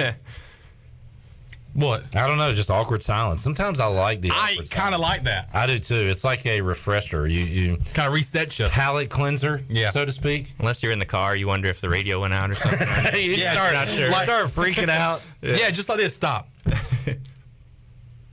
Yeah, it's a little disconcerting. I had to break it. Shirley has some breaking news. Shirley, give us the breaking news regarding East Carolina. Well, a former East Carolina football Pirate. Yes, and a former now USFLer, because offensive tackle Garrett McGinn has signed with the New York Giants, so he is back in the NFL. Of course, he played in the USFL this past season, so they made a couple of roster moves and made enough room for him, so he is back in the big show. Garrett McGinn, Panther great. Garrett McGinn, happy for him. It kind of stinks that he has to go to a clown organization like the Giants. Yeah, but hey, their checks still cash. They're trying to refresh things with the ball. Yeah, the ball. Still a clown organization. Yeah, those New York Giants. Congrats to our buddy Garrett McGinn. We'll see if we can get him on, although it's going to be busy times now with training camps underway. He is a Pirate. Thank you. Who's number 2 on your list, Patrick? I'm going to go tight end, Ryan Jones. Okay. No spoilies, but he's in my top 5. I can tell you that. He's also in mine. Your top 5? Yes, my top 5. I just think that position itself, and if he actually turns out to kind of be a star, it can really change how this thing looks. It's something we haven't seen since the Bryce Williams days. It's been a non-existent, not just a position, but a position room. Like, there hasn't been many tight ends being productive like a Ryan Jones last year. And then also behind him, Shane Calhoun also has, I feel like, some potential to do some damage as well in the field. Oh, yeah. Bryce Williams, that's not him. My gosh, Bryce. Stay out of the sun. That's a guard. We got a running back from Minnesota. This is a common name, Bryce Williams. I wanted to look up his 2015 stats. because I bet if you combine his 2015 stats with 2016 to 2020, I don't even know if those numbers match up. Bryce, his final year at East Carolina, had 58 catches, 583 yards, 4 touchdowns. He's disappointed his numbers weren't higher, but that was really the last time before last year we had a go-to, a reliable guy at the tight end position. And you look at returning pass catchers for East Carolina, CJ had his kind of off-season mishap. The most reliable target right now, the most reliable guy in the passing game is Ryan Jones. It's not a receiver. Wow. I mean, agree or disagree? Yeah. It's a new segment called Agree or Disagree. Do we not agree? All right, we agree. And that goes back to the first question, right? Just that wide receiver position group. Just going to be so many eyes on that. And I'm excited about it, too, with Wednesday. I mean, again, there's unknowns. Like, there's stuff there. There's talent there. We just kind of don't know it yet. And it might have happened with Bryce Williams, but when was the last time a tight end led the team in reception touchdowns? Because that was Ryan Jones last year with 5. Good question. Don't know the answer. Y'all don't have an answer? Nope. I don't have an answer. It might have never happened before. Maybe not. Well, I guess not. I was thinking maybe Devon Drew might have done it back in the late 2000s, but I'm not sure. Maybe Stephen Igoe, who's coming up in the 5 o'clock hour one night. We've asked enough of him already. All right. I'll try to check on that. Let's take a break. We'll come back more with Patrick Mason joining us inside the Pirate Radio studios. More to go. Pirate Radio live on a Wednesday. Back with you after this.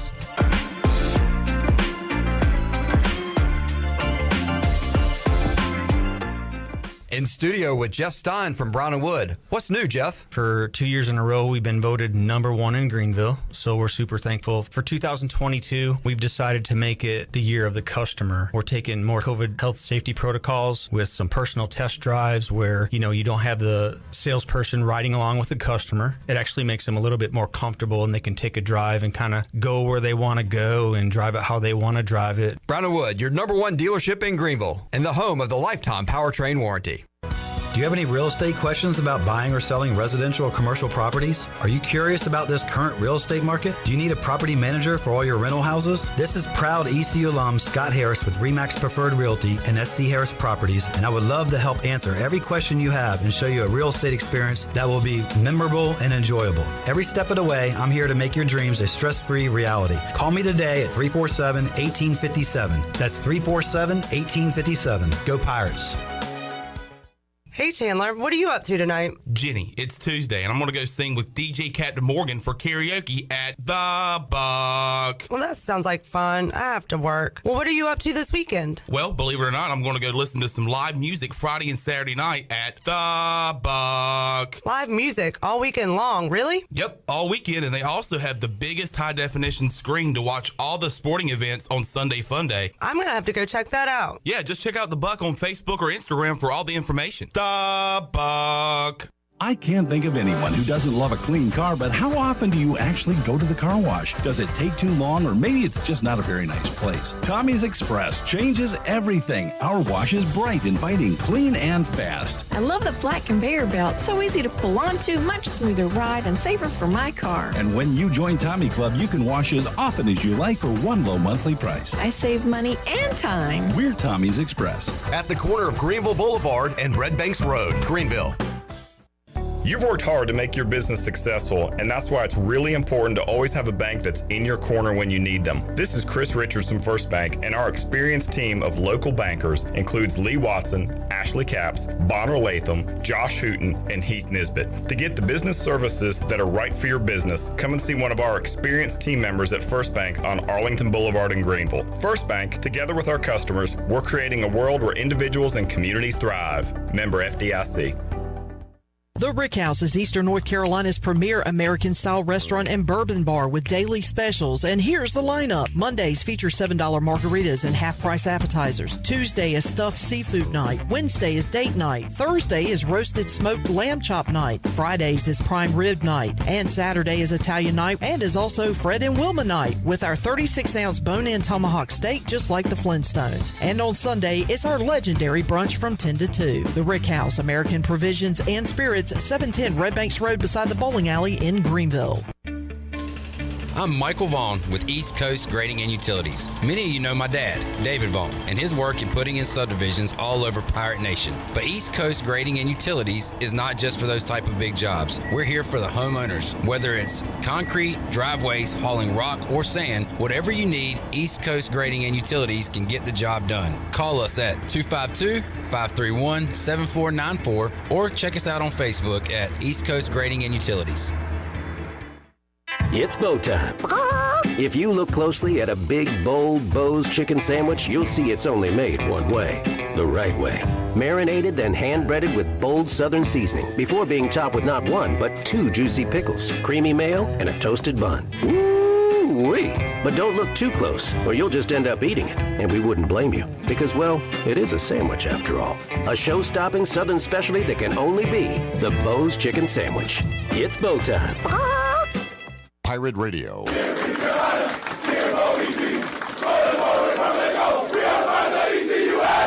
voice of the Pirate Nation.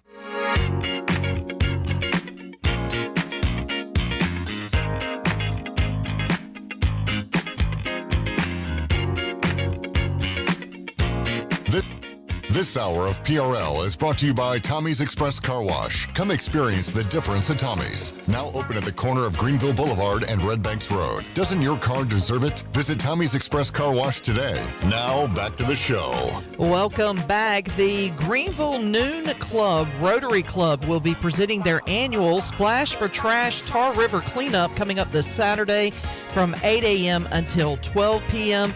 And it will be taking place at the Greenville Town Common Boating Access. And the event was initiated to promote recreational use and the cleanup of the Tar River in Pitt County. If you need more information, you can call 353-2131. Now, let's head back into Pirate Radio Live. Here is your host, Clip Brock. Back with you, Pirate Radio. Back with you here. You on one? A little bit. For sure? For sure, in terms of a little bit, for sure. I'm just ready to talk about our top 10. Yes, top 10. We listed 10 most important Pirates in the 2022 roster. Patrick, you got number 3? Ooh, yeah. You got 7 more after this one. We are slowly dripping them out from Patrick. Well, like we're going top 10 of importance? Most important Pirate on the roster. On the offense, just on the entire roster? The entire roster. Man. Well, I guess, I don't know. It guess it depends on how you define important. It does. Right? So what's your answer? So number 1, Holton Ahlers. Number 2, Ryan Jones. Who's number 3? You know, I got to go some sort of defense here. Man. Okay, I've gone back and forth because basically the defensive side as well is obviously really important. They got a lot of different pieces this year. You're really stalling right now. I am because I feel like, man, just going 1 through 10. I think we threw him on the spot here. I think so too. A little bit. Now I will say this: defense was tough for me. Although I do have one play. Well, my number 3 is on the defensive side. I almost felt like D-line and linebacker was somewhat interchangeable. I don't know if anybody stood out, but there was a guy in the secondary. But I'm not giving my list. We're asking for Patrick Wilson. Well, I mean, it's your call. Well, that's what I'm going to do because I talked with him in the spring a couple times. So I'm going to go that way. I'm going to go that route. Yes. By the way, that's my guy. Your guy? Ask him. My favorite Pirate. Your favorite Pirate? My favorite. But he's not important because he's not on your list. Not on my list. So we will we'll talk about the list coming up in the third hour. Also, we'll preview the D-line. Maybe I want to know who Igoe says are the most important pieces on that D-line. Is it Rick DeBrew, who's a rocked-up guy? We know about that. He's a rocked-up guy. He's a rocked-up guy. Is it Hickman? Is it Morris? Is it a newcomer? Who are the most important pieces of that D-line? We'll talk to Igoe about that and get to know some of the backups as well. Can't wait. Who led the team in sacks last year? It's the guy you just mentioned. And a guy that's Hickman. and he's not on my list. Emmanuel Hickman. He almost made my list. Yep, I had to think about him, but I'm another spoiler. The rocked up guy is on my list. Another spoiler, your Kiss, not on my list. Oh. So, sorry about that. Gary McGinn is a G-man. The G-man is a G-man. G-Mac is a G-Man. G-Mac is the G-Man. Garrett McGinn, signed by the Giants. Congratulations to him. He has had a stint in Carolina. Actually played with a Panthers jersey in a game, which was really cool. He was with the Jags with his buddy Gardner Minshew. Buffalo Bills with Zay Jones, who take every former Panther. Yeah, the Carolina Bills, Yeah. Buffalo Panthers, if you wanted to say that, and win a whole lot more games than the Panthers. Absolutely. Okay, so good for him. He was great. He was on that USFL All-Star team, right? Yes. Made the All-Star. So he was doing big things here, and hopefully he can make that roster with the Giants. And of course, Garrett McGinn getting a lot of camera time with his time in the USFL. It seemed like every time I would see a retweet, it was a video of Garrett McGinn hugging somebody, picking a player up. He was that kind of player here at East Carolina. He was a great interview. The media loved to interview Garrett McGinn, and it seemed like he was always finding the camera. Patrick, you don't know who he is. You would be a huge fan because during some very dark days of ECU football, we're winning 3 games here, 3 games there, 3 games another year. He was the mouthpiece. He was the guy answering questions, giving good quotes. Frustrated, but always gave it to you straight, and the kind of guy we certainly appreciate talking to. You would have loved him. Those are the best kinds of guys. It was like the Zach Agnos of this year. No matter what, he'd always just he was there to answer questions. Good example of just a guy that had all the answers, whether it be good, bad times, whatever. Holden Ayler's pretty good at that too. We've talked to him after bad days here in the studio. We've talked to him after great days, and he's pretty much in that same temperament. Just level. Yeah. I guess that's what you'd want from a guy at that position, right? Well, I'd say for us, like talking to a guy, yes. Now, you probably want that too in the locker room where you don't want to get too high and too low.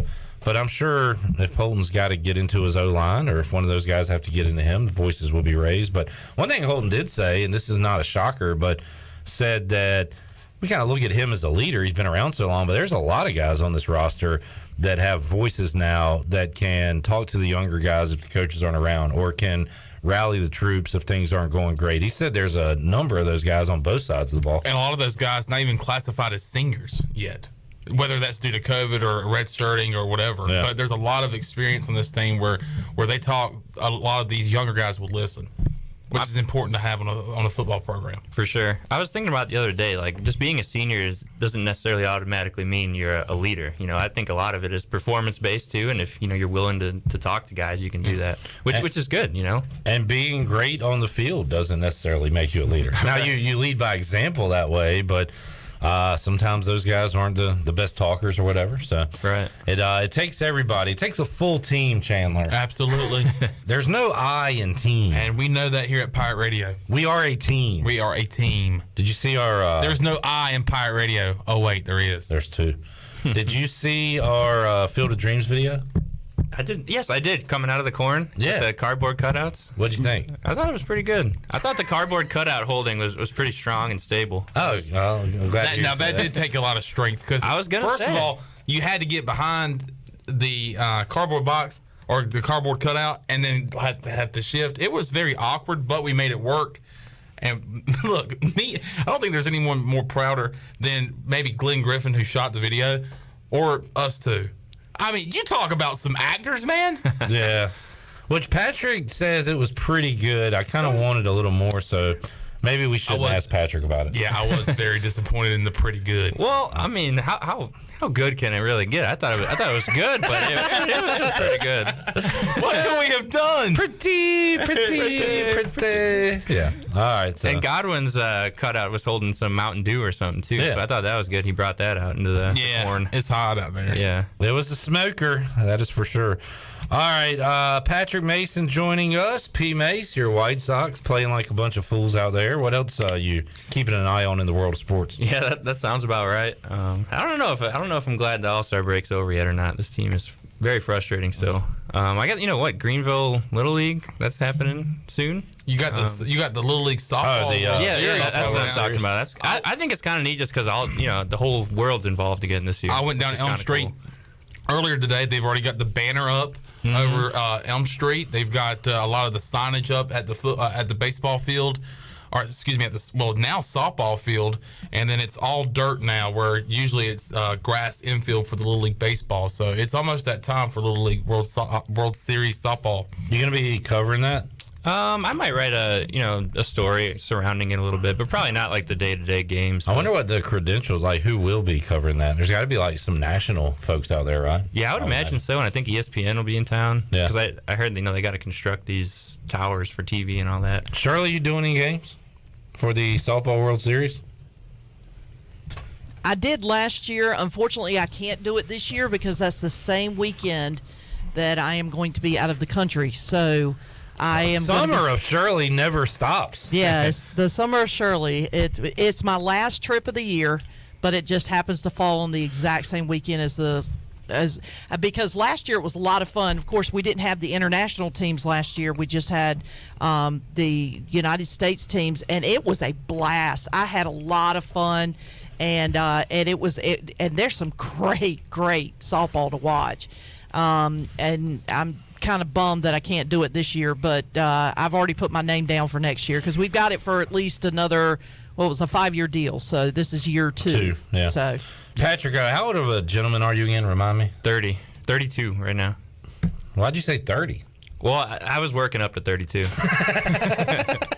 Okay, all right. So this probably won't mean anything to you, but Shirley Rhodes is coming fresh off of touching multiple members of New Kids on the Block.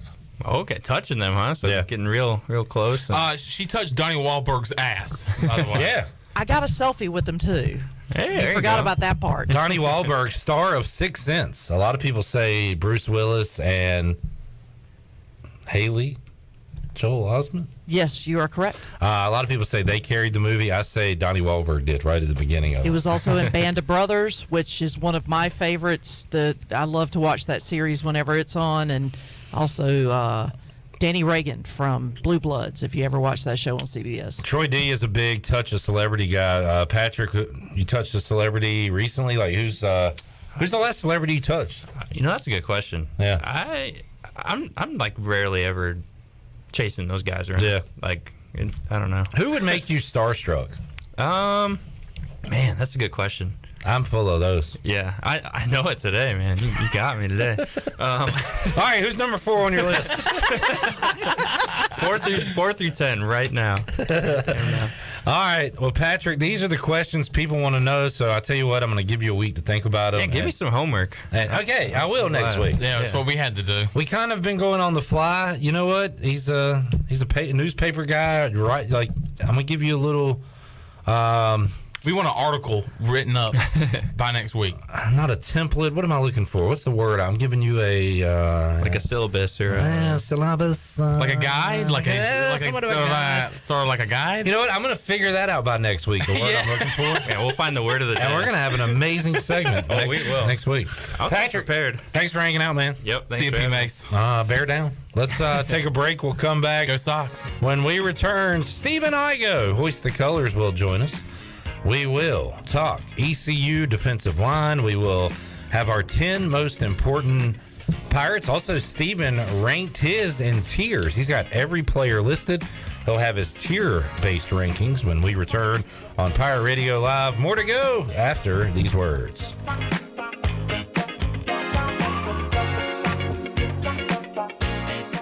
So how does short points work? Well, at Jersey Mike's, 6 regular number 13s plus 3 giant number 7s equals a free regular number 13. So Pepsi and Lay's now earn more points towards free subs. That adds up. Exactly. Download the Jersey Mike's app and earn rewards towards free subs with every sub, Pepsi, and Lay's you purchase.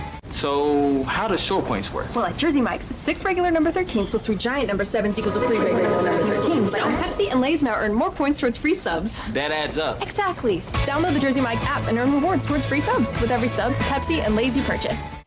Hey Pirate Nation, this is Kyle Gaines from Washington Chrysler Dodge Jeep Ram. Not only will we feature a great selection of pre-owned inventory for sale, but we'll also buy your vehicle even if you don't buy one from us. Drive a little, save a lot. Give us a call and make a short trip to Washington and let us buy your vehicle today. It is totally worth it. We also service all makes and models at our state-of-the-art service department. Washington Chrysler Dodge Jeep Ram between Greenville and Washington, and WashingtonChryslerDodgeJeepRam.com. Remember, drive a little, save a lot. Go Pirates.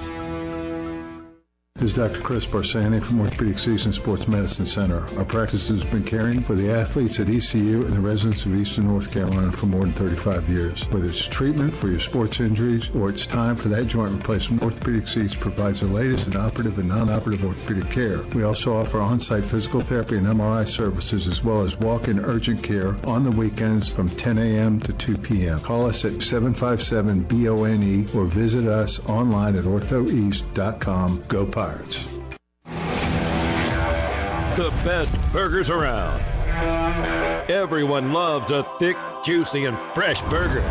Tiebreakers in Greenville, plus the all-new Tiebreakers in Winterville. Do real burgers better than anybody.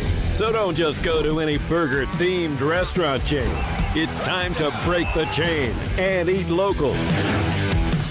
Tiebreakers, real burgers at its best. Everybody loves burgers. Hi, I'm Annalie Newhoff. And I'm Rob Campbell. And we are with CopyPro. We have been locally owned and operated here in Eastern North Carolina for almost 50 years. CopyPro is the leader in office technology. Does your business struggle with keeping printing costs low or producing professional documents? Here at CopyPro, total customer satisfaction is our #1 priority. We have a variety of solutions to help reduce your printing expenses and make your business more productive. Call us today at 1-800-682-6558 or online at copypro.net. CopyPro, we are the professional office systems people. The 80s and 90s were filled with obnoxiously loud styles. Dudes wore crop tops and super high shorts and rocked it with the confidence of 10,000 Sean Connerys and Tom Sellecks combined. And at Tailgate Classics, their mission is to bring that energy back. Locally owned and operated by ECU alum Cam Higley, Tailgate Classics has a unique line of vintage and retro tees, polos, jerseys, hats, and more. Go by the store today at 304 Evans Street in Greenville and check out their website at shoptailgateclassics.com. The icy treat that can't be beat is Sparky Snowballs. From big kids to little kids, Sparky Snowballs has been making smiles happen for over 20 years. If you're not in the mood to chill out with a snowball, Sparky's funnel cakes and fried Oreos are a perfect Sparky-licious treat every time. Are you having an event, party, or fundraiser? Call Sparky's to come on site. Remember to follow Sparky's on Facebook or visit SparkySnowballs.com to see where they'll be next. If you have family coming over this summer, the last thing you need is sweaty relatives. Guarantee your air conditioning system is ready to keep everybody cool. Call Delcor. Buy a new train system and make no payments until 2023. It's hard to stop a train. With inflation and high gas prices, you don't need another payment. So buy this month and make no payments until 2023. Go to DelcorInc.com or call 252-321-8868. Delcor, the service professionals. This is Pirate Radio, WGHB Farmville, 1250 and 92.7 FM Greenville, WDLX Washington, 930 and 104.1 FM Washington.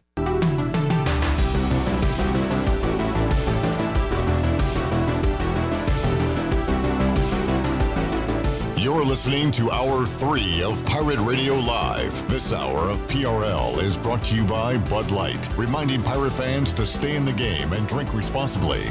Bud Light, the official beer of the ECU Pirates, and proudly distributed by Carolina Eagle Distributing since 1989. Now, back to the show. Welcome back. Live well, move more, and hurt less with Kinetic Physical Therapy. If you're recovering from an injury, getting back into sports, dealing with everyday pain or fatigue, then Kinetic Physical Therapy can help you get back on track and live well. Kinetic has nationally certified therapists for physical, occupational, speech, and massage therapy, all in a state-of-the-art facility on Arlington Boulevard in Greenville. Visit Kinetic PT Greenville visit KineticPTGreenville.com for more information. Now let's head back into PRL. Here's Clip Rock. Welcome back, Pirate Radio Live on a Wednesday. Stephen Igoe hoists the colors, flipping through the Phil Steele pages. Phil Steele. You a Phil Steele guy, Igoe? Of course. I got the digital copy this year along with the hard copy. Wow, you are a Phil Steele guy. Are you a Steele stan? A Steele stan? Not just. Are you a Steele guy? You got to get with the program. Igoe, what are your favorite college football resources? Serious question. Phil Steele. Booyah. You do the NCAA-stats.com. Stat to consider. Do you do like the analytics? What is it, like Pro Football Focus, yeah. Another one too, Big Game Boomer.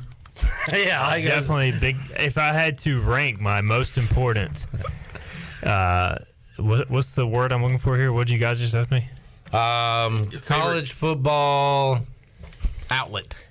Maybe most important resource. College football outlet resources. Number 3 would be Phil Steele. Number 2 would be Pro Football Focus. Number 1 would be Big Game Boomer.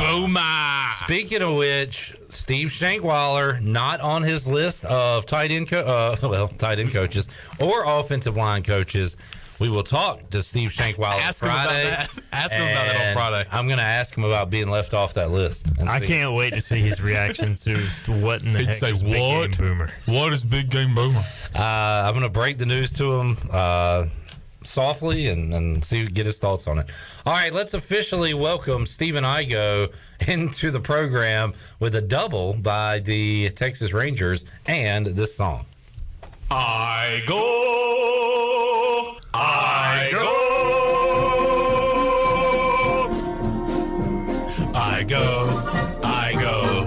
He's the one you know. I go. He's Big Boomer's bro.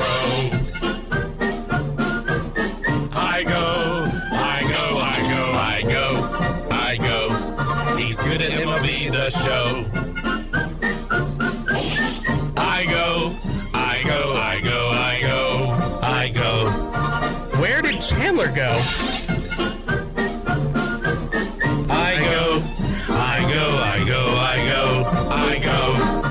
I'm sitting right here, bro. I go. This song continues to grow. I go. Can we just get back to the show? I go. Hi, this is Mike Oreshko.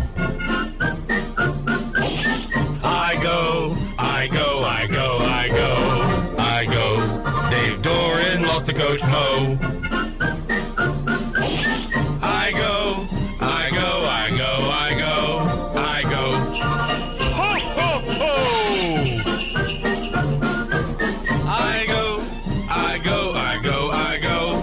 I go. We should have Corey Glore saying hello. I go.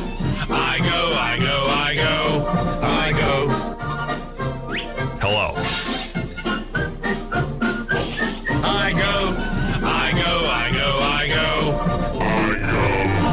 This part's in slow-mo. I go. Score! Sebastian Aho! I go. All right. And we're back live.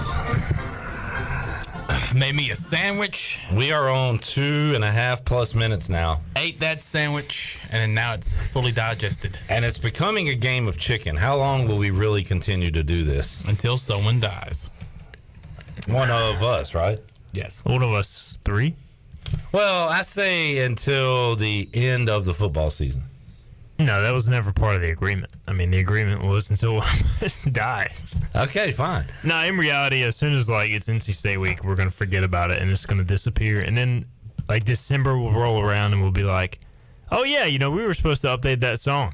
You really think so? Yes. I don't think it's going to be like... Because you're going to have a Monday meeting with Troy D and Ellerby and they're going to be like, we can't be wasting time on the intro song. So if we're told to stop it, we'll stop it. I have no plans to stop this intro song. Okay. I mean, it has really gotten me through some summer days. So I appreciate it. Pulled us through. But you're right. We're going to have a lot more to talk about, including such as in terms of today. In terms of a little bit for sure today. I want to go ahead and get to the list. Let's do it.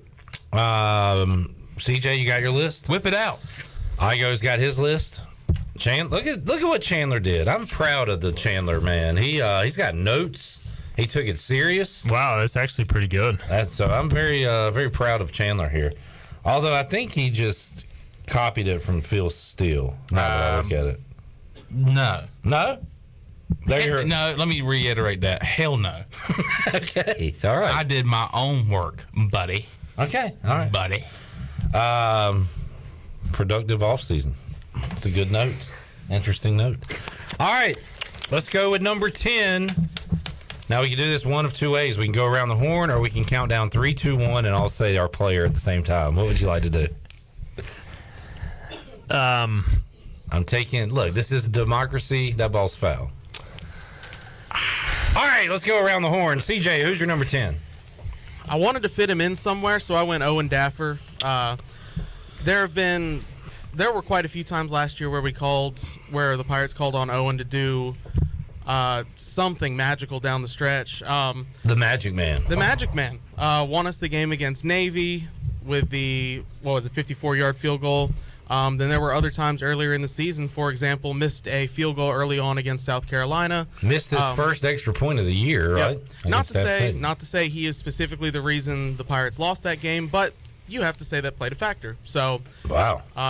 He's an important factor of the game. All right, number 10 for me, personal favorite, Rajay Harris. You want to? I'm not going to do the whole explanation thing unless I'm asked to. Let's just go to the list here. I'm going to say my player's name and then read exactly what I put. That's a lot of words, but go ahead. All right, hurry up. So I went with Owen Daffer. Needed a kicker to come in and replace all-time leading scorer Jake Verity. Did a hell of a job for a true freshman last year. He was 19 for 23 on field goals. Big bounce back considering he missed the very first extra point of the year. Two-time specialist of the week in AAC last year. Led the league in field goal attempts and tied for first in field goals made. Important for him to stay consistent going forward and potentially being the next Jake Verity. All right, number 10, Igoe. My number 10 player is Justin Redd. He is a transfer from Norfolk State, offensive lineman, projected guard. Okay, number 9, CJ. I went Keaton Mitchell. Okay. My number 9 is Noah Henderson. I had a very hard time offensive line and defensive line. I really want to hear Igoe's list. I take more stock into what he says than just about anyone. But I had a hard time picking out what O-line and what D-line individually were most important. I took the right tackle protecting Holt Naylor's blind side at number 9. Chandler. I went with a transfer, Parker Moore. He brings Big 12 experience to the ECU offensive line. Huge frame. He's 6'4", 315 pounds. Can be a good combo with Noah Henderson on the opposite side. And he replaces another transfer we had last year in Justin Chase. Okay. Igoe. Good pick. I think you can make a case for any offensive lineman in the top 10. But I'm going Xavier Smith. I feel like he's got to get back to the guy that ECU that was an all-conference player for ECU a couple years ago. I mean, inside linebacker play I thought was hit or miss last year. Part of that was due to Xavier playing multiple positions this year. He's back at inside linebacker full-time. Okay. I don't want to spoil anything, but CJ having Keaton Mitchell number 9, I'm interested to hear the rest of his list. Who do you have at number 8? Number 8, I have CJ Johnson because my reasoning was the first year we kind of saw plenty of great stuff from second year. You call it sophomore slump or whatever you want to call it. It was a down year. If he plays closer to what he was first year, then that takes a lot of pressure off of Ryan Jones, and it provides a great target for Holt Naylors. All right, number 8 again. I was peer pressured into this pick by Phil Steele. I wanted to go Emmanuel Hickman, but again, I don't know. I feel like those guys are interchangeable. We'll find out when we do our D-line preview in a little while. But I went with the rocked-up guy, Rick DeBrew. Need a big year for Rick on the D-line. Chandler, number 8. I also went with Rick DeBrew. 33 tackles, 3.5 sacks last year, just a half of a sack. Half of a sack behind Emmanuel Hickman, who led the Pirates in sacks last year. Him and Morris are a good duo inside. Can not only cause havoc in the run game, but can put pressure on opposing quarterbacks. Rocked-up guy can be a key focus for offensive linemen this year, where they double team him and create opportunities for others on the defense to make a play. Opportunities. I went Jeremy Lewis at number 8. I think you have to be able to rush the passer, and he is your best pass rusher outside of probably Rick DeBrew pound for pound. So I'd strongly consider DeBrew. So I went Lewis for number 8. He led the team in pressures last year off the edge, so I'm going with Jeremy. I think he has even a better year this season. CJ, you're number 7.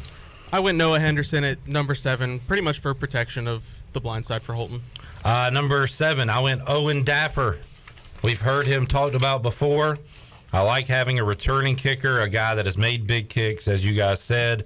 He is the 7th most important Pirate on my list, Owen Daffer. I'm going number 7 for me, C.J. Johnson. He returns from an offseason suspension, has most experience in Pirate wide receiver room besides Josiah Hatfield, can step up and be a leader not just in the locker room but statistically on the field. With Snead gone, Conley connection can be special because we saw that a few years ago against Cincinnati.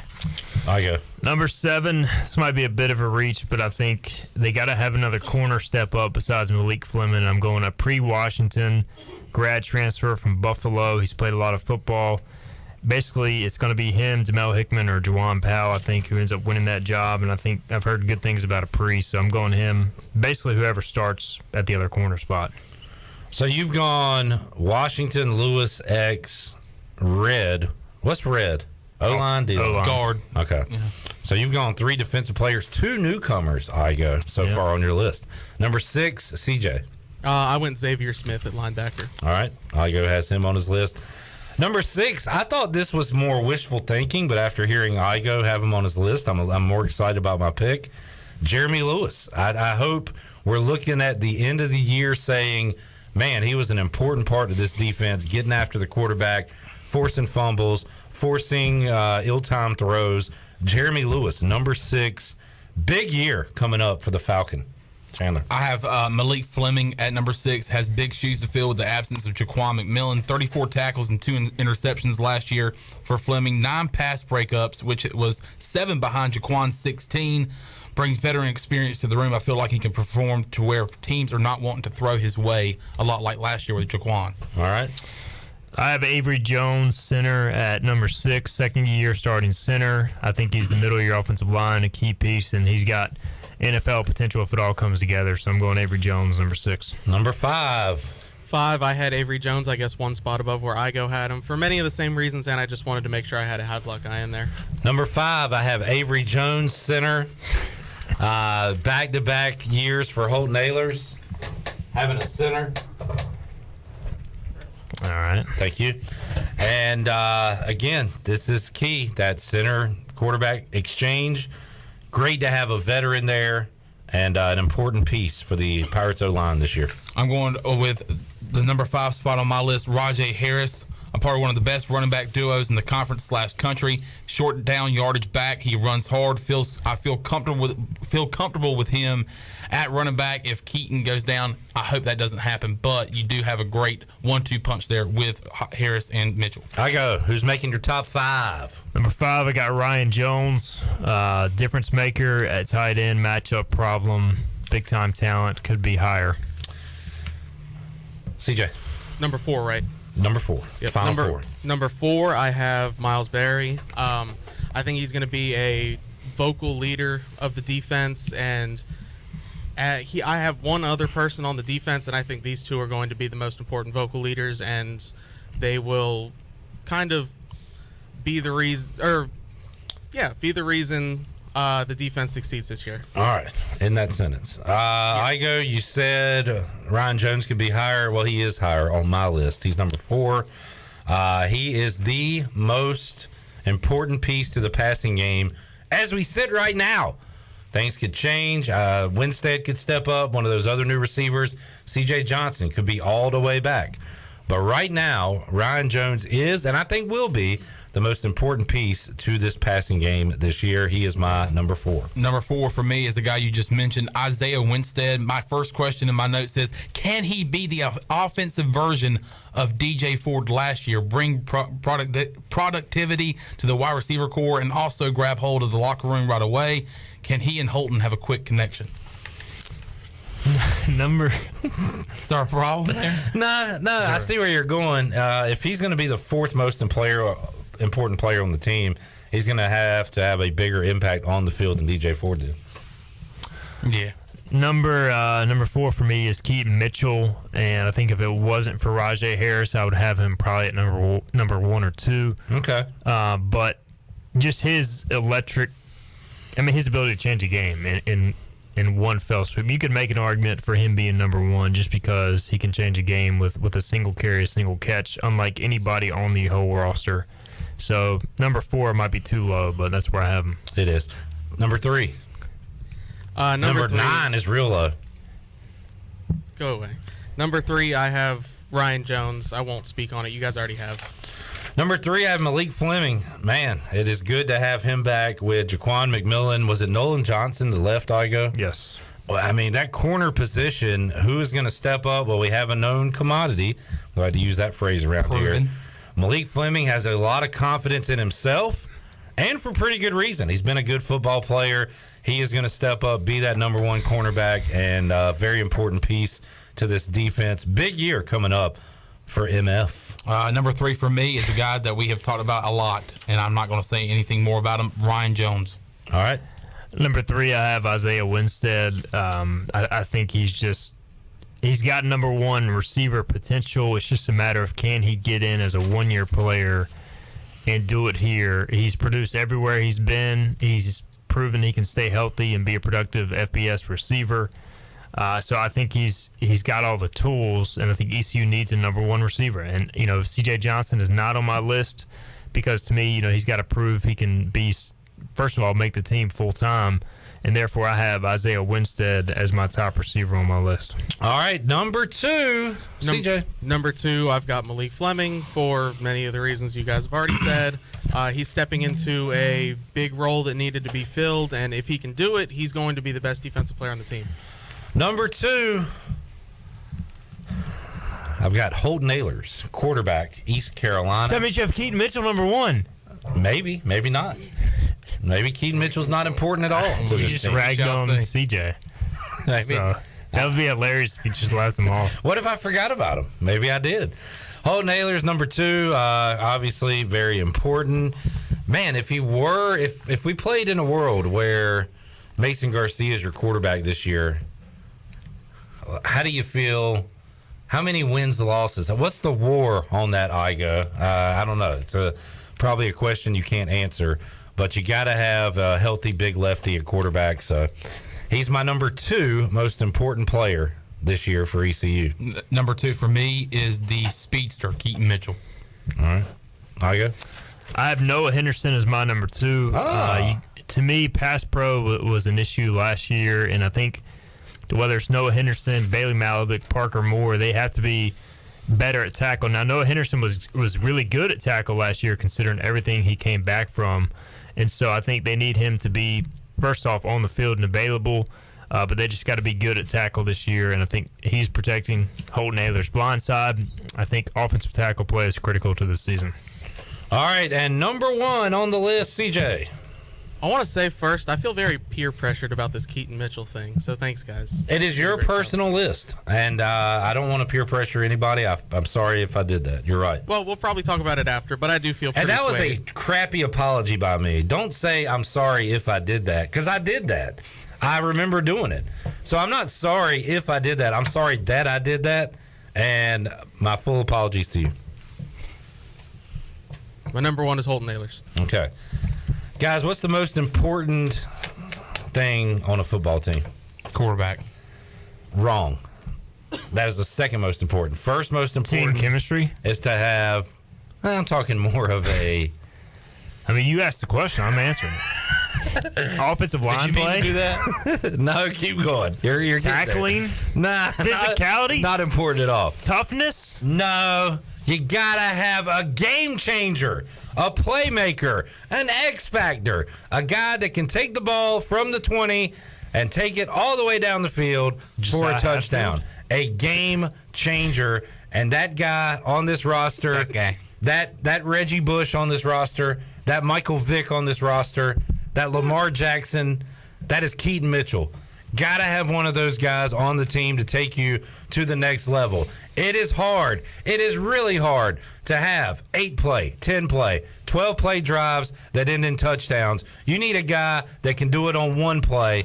If not, you're just a normal old sorry-ass football team. We're not that. We've got the game changer. His name is Keaton Mitchell, and he is the most important player on this ECU roster. Chandler. Holton Ahlers. Steven. Holden Ahlers is my number one. He's your quarterback. He's your fifth-year guy. I think the second half of last year was the most consistent ball we played, especially after that Houston game. He made great decisions, and I think if he does that for a full season with the pieces around him, this offense can be really good. But if you don't have the quarterback, nothing else matters. Nobody can get the ball to the running back without a quarterback unless you direct snap it. I agree. Let's go back to like when we had Patrick Peaney throw for 13 touchdowns for a championship team in 2000. Oh yeah, because there's 4 defensive linemen that are going to play in the NFL on this D line. Well, okay? So he wasn't the most important person on that team. That was a unicorn team. Chris Johnson, the most important player on the 2007 team, just like Keaton Mitchell is on this team. I mean, if Keaton Mitchell turns into the next Chris Johnson, yes. That's pretty high praise. There you go. All right, there's the list. We had a lot of overlapping names there. Igoe had some newcomers that I didn't have. But it sounds like pretty much we agree across the board who mostly the top 10 to 12 guys are. I know me and CJ had Owen Daffer at 10. We had somebody else, so there was a couple of similarities there. I had Owen Daffer at 7. I didn't have Owen Daffer on my list. And that's a damn shame. Did he come close? Did you question putting him on there at all? I mean, if I usually do a top 25 most important players countdown on Hoist the Colors. I would probably have him. Mike Mullis would have. That's way too many. I'd probably have him at 20. That's way too many players, Steve. Oh, my gosh. I mean, kickers are important, but I wouldn't have him top 10. I thought about putting Alex Harper on there, long snapper. First year with the program. This is a very difficult assignment. I appreciate you guys taking it serious and doing it. And it all depends on, like you said, Clip, how what is most important to you. Right. I will say you all made good points about Keaton Mitchell, and you've swayed me into thinking I would have had him closer to 5. You know what I'd rather do? I'd rather sway than bully. So I'm glad to hear that. I listened. Yeah. I was open-minded. I want to see you do like a coach's poll where you put like one or like a team at 9, and you're like, wait, hold on, maybe I should put them at 4. Everybody else is like, no, they're like a top 3 team. Like, okay. I mean, it's tough to do, Jeff. In fact, tough, Jeff. You know what I'd like to do? Well, Igoe's got his. Can you screenshot it, Igoe? Where do you have yours? On phone, or can you screenshot it? I would like to go back, say, bye week or week 6 and revisit this list. Okay. That'd be good. And update it. Let's do that. That'll be fun. Go, starring. Now, rank your 10 least important players. All right. CJ, number 10, which would be, well, let's start at number 1 and we'll work our way down to 10, who would be the least important. Do we have a backup kicker? There's like 3 other kickers on the roster. Laith Marwan, Carson Smith, and Andrew Conrad. I remember you said Carson Smith, so that's the answer for me. There you go. All right, I'm going David Chapeau. You know anything about him? He's a walk-on transfer punter from Air Force. Yep. And I support. Is terrible. And he left the military. He's a draft dodger. Wow. This guy's last. This is terrible, guys. He's last on my list. I'm going Jonathan Coleman. Like, really, dude? All right, Igoe, you're up. We all name one. Now you got to. Nemo Squire. I was just kidding, but I'll go Alex Flynn. No. I'll go one of the kickers, Carson Smith. All right. There you go. And this is more of motivation, but Drew Dodder makes my list this year, but he's a Havelock guy. Relax. And Relax. he's going to get off this list and make an impact. So there you go. We'll continue this list when we return. Also, we will talk ECU defensive line. Shirley, let's go and open up the booty bag, though, and make somebody a winner here on a Wednesday. Booty, booty, booty, booty, booty everywhere. Booty, booty, booty, booty, booty everywhere. All right, Shirley, what's on your list to give away today? $15 gift card, courtesy of Wings Over Greenville. Oh, man, I could go for some wings. What are those called? What's that called? What is that called? The tender sandwiches. They're the best. I like Check 'em out. The Shirley favorite, the garlic parm fries. A good side to have with your chickens. All right, 317-1250. What call are you looking for? 12. Call 12. Call right now. We're back with more after this.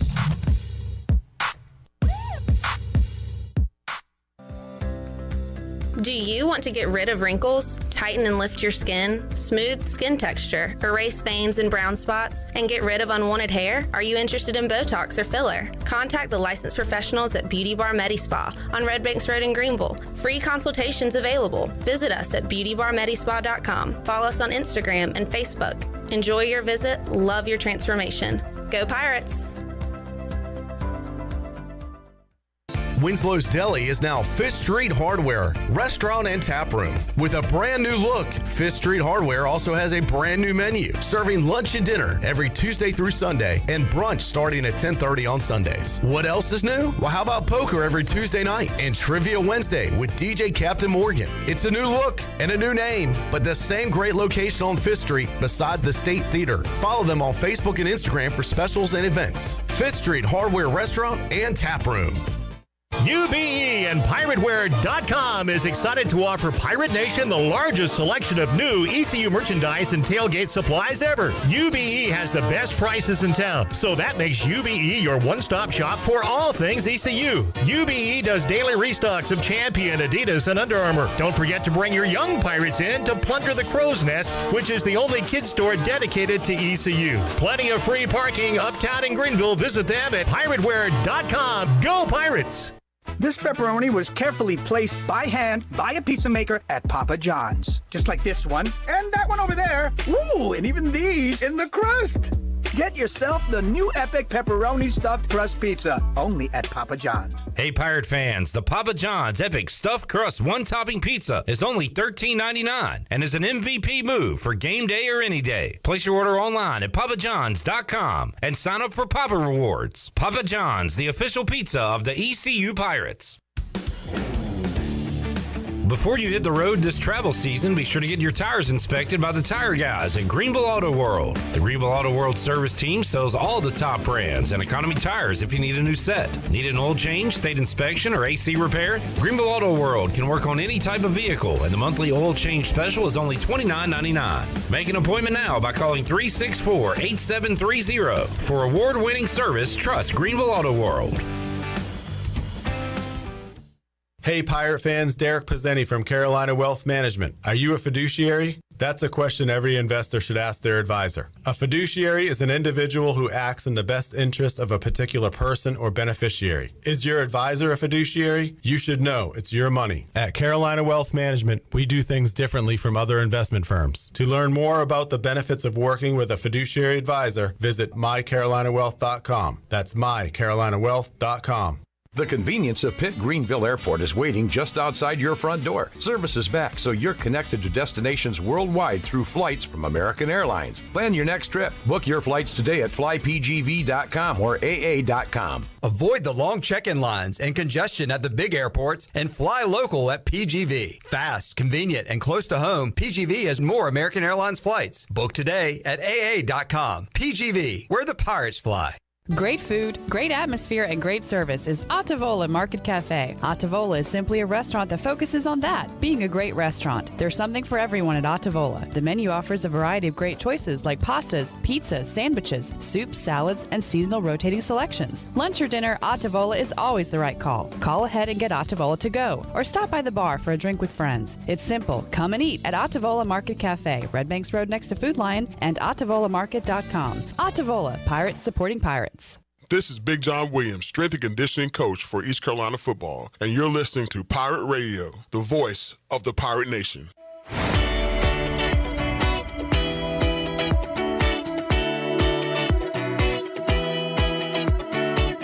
You're listening to Hour 3 of Pirate Radio Live. This hour of PRL is brought to you by Bud Light, reminding Pirate fans to stay in the game and drink responsibly. Bud Light, the official beer of the ECU Pirates, and proudly distributed by Carolina Eagle Distributing since 1989. Now, back to the show. Welcome back. To get the business services that are right for your business today, contact the team of experienced local bankers at First Bank. The team includes bankers you can trust like Ashley Capps, Lee Watson, Bonner Latham, Chris Richards, Josh Hooten, and Heath Nesbitt. First Bank, together with their customers, they're creating a world where individuals and communities thrive. First Bank, located on Arlington Boulevard in Greenville. And congratulations to Ryan Harris of Winterville, Picked up a $15 gift card to Wings Over Greenville. If you're looking for wings to be delivered, Wings Over Greenville has you covered with no third party needed. They have their own in-house delivery service. And be sure to try the all-new tender sandwiches by ordering ahead on the Wings Over mobile app. Open till 3 a.m. on Friday and Saturday. Wings Over has everything to cure those late-night munchies. Give them a call at 758-9464. Wings Over Greenville. They deliver. Now let's head back into PRL. Here's Clip. Back with you on Pirate Radio Live. We need to knock out another position preview. So let's do that right now with Stephen Igoe. Shirley Rhodes, what do you got? What's your favorite position?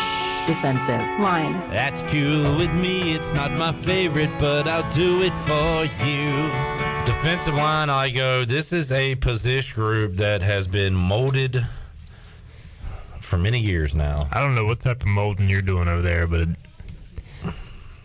show me a correct molding, if you would. You're okay. You know what? You're right. You're right. Thank you for calling me out. You're half-assing. Yours will be kind of sloppy in the end. You gotta like truly mold it, you know. Okay, so I was doing molding from the Montgomery era, just kind of trying to piece something together, put them out on the field, see what happens.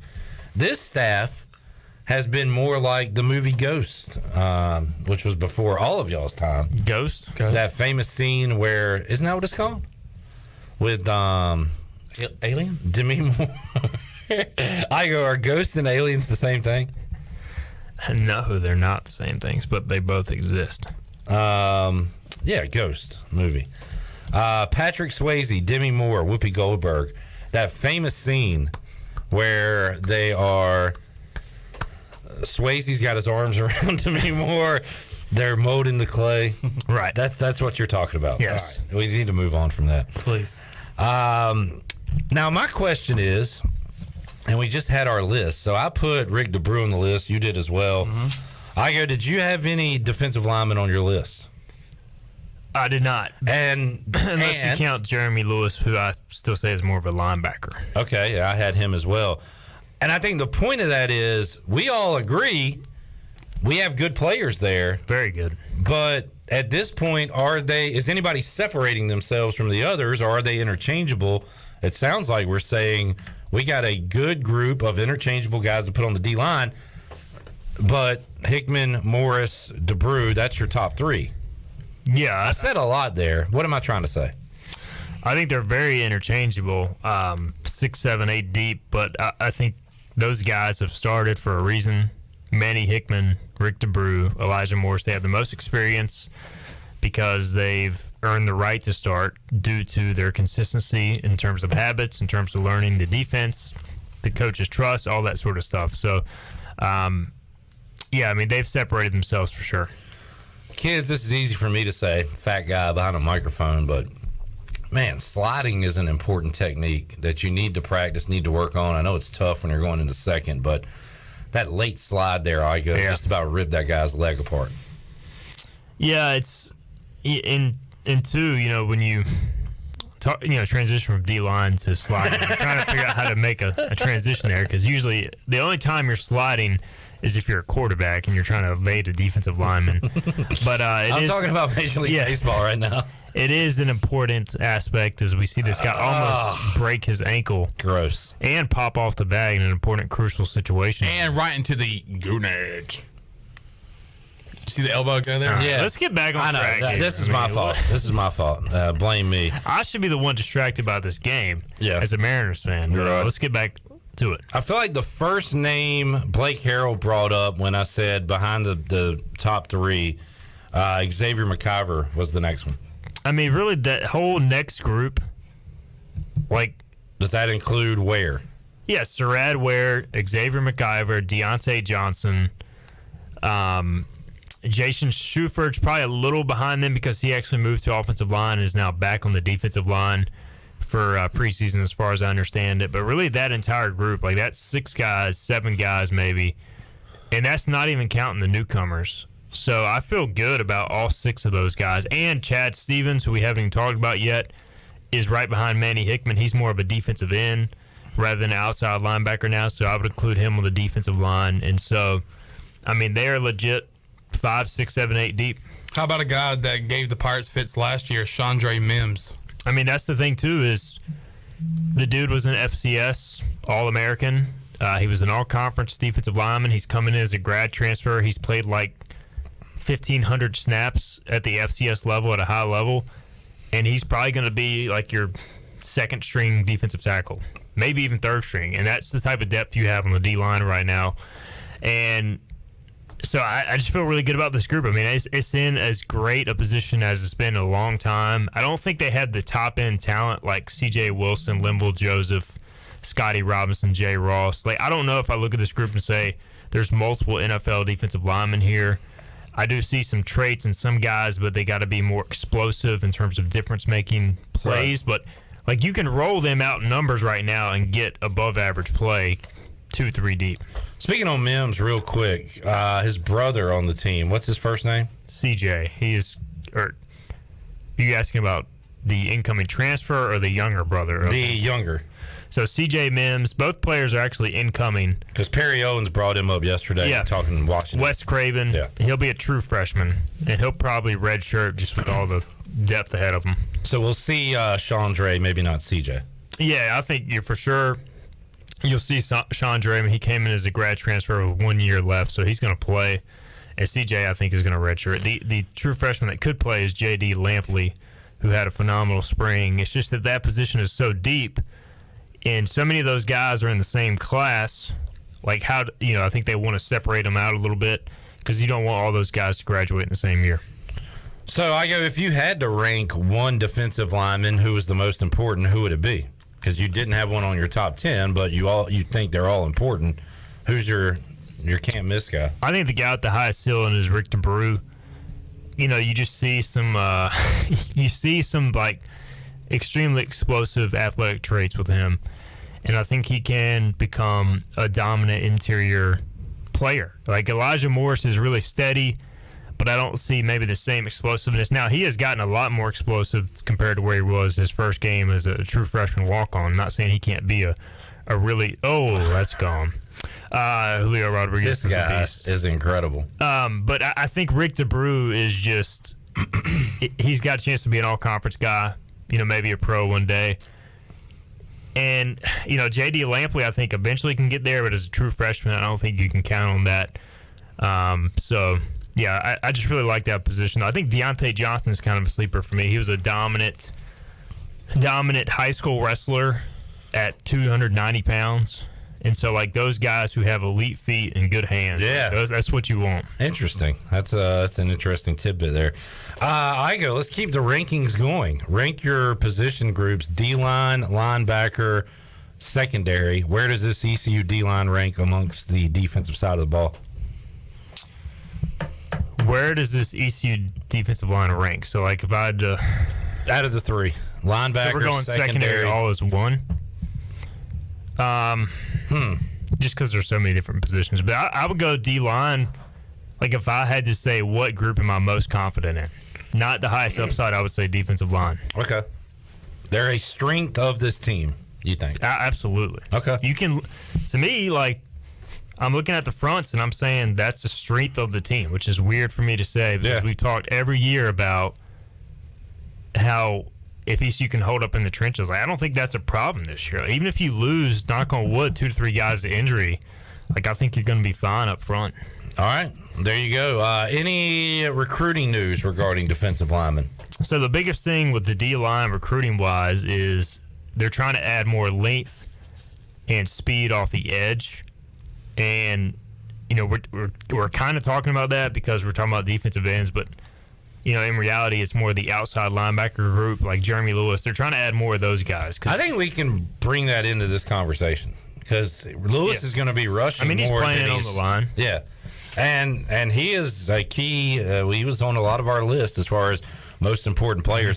Who's behind him? Let's bring him into the conversation. Who's behind Jeremy Lewis? So they brought in, depth of that position is extremely important because last year it wasn't great, but they brought in Jack Powers from Nevada. He went through spring practice, and he's just like your steady, reliable player. He was a part-time starter at Nevada. He's a good special teams player. Like Jeremy is probably the better pass rusher, but if Powers has to go out there, he's going to do his job. He's got some ability to rush the passer as well. And just noticing what you're drawing. But what is it? I don't know. I don't know. I'm just drawing.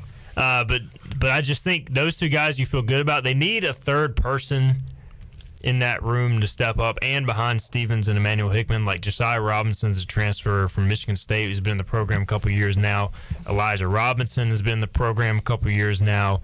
You got some other guys in that room. So, like, if you could get one more guy on the edge, I think you feel really good about that room, too. And you were about to say that's something they're looking at on the recruiting trail right now? Yeah, they got 3 commitments for the edge room. I mean, they got a 6'5" guy who's 220 pounds, DeMaurice Jenkins from the Charlotte area. They got 2 kids from Georgia. So I think it's definitely an area where they've already made it an emphasis. Now they just got to hold on to the players.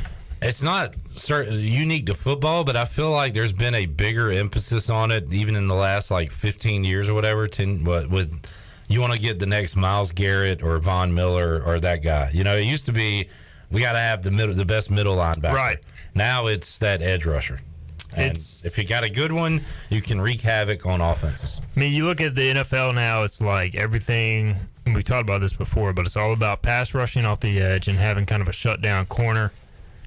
And I think that's kind of trickled down in the college because the game is so spread and relies on that. So, to be a dominant middle linebacker now is almost like a unicorn. Yeah. Because you can't really be elite against the run and against the pass, or you're just you look at the NFL draft, how many inside linebackers are going in the top 10 versus pass rushers and corners? Yeah. I mean, those are the positions that people covet because those are the positions you have to be good at. Good stuff. Anything else on the D-line?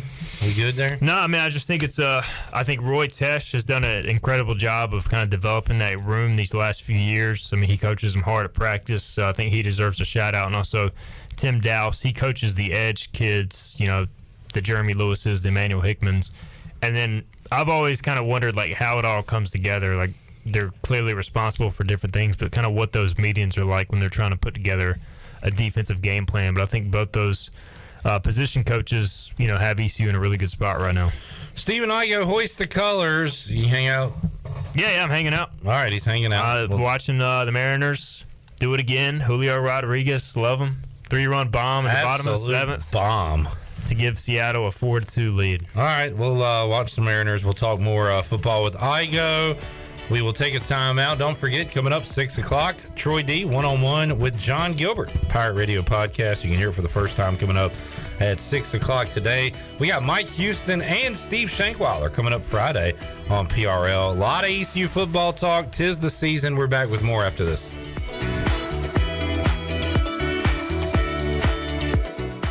Country Mart has been locally owned and operated for over 40 years and is your premier country store serving the best cheese biscuits and country food around. Country Mart is open every day and has 2 locations in Bethel on Highway 11 and in Stokes on Highway 903. Both Country Mart locations are top-of-the-line fuel stations serving Shell gas, including 93 ethanol-free high-octane gas, which is the best for all you boat owners. Country Mart, fueling you up with great food in your engines with great gasoline. Go Pirates.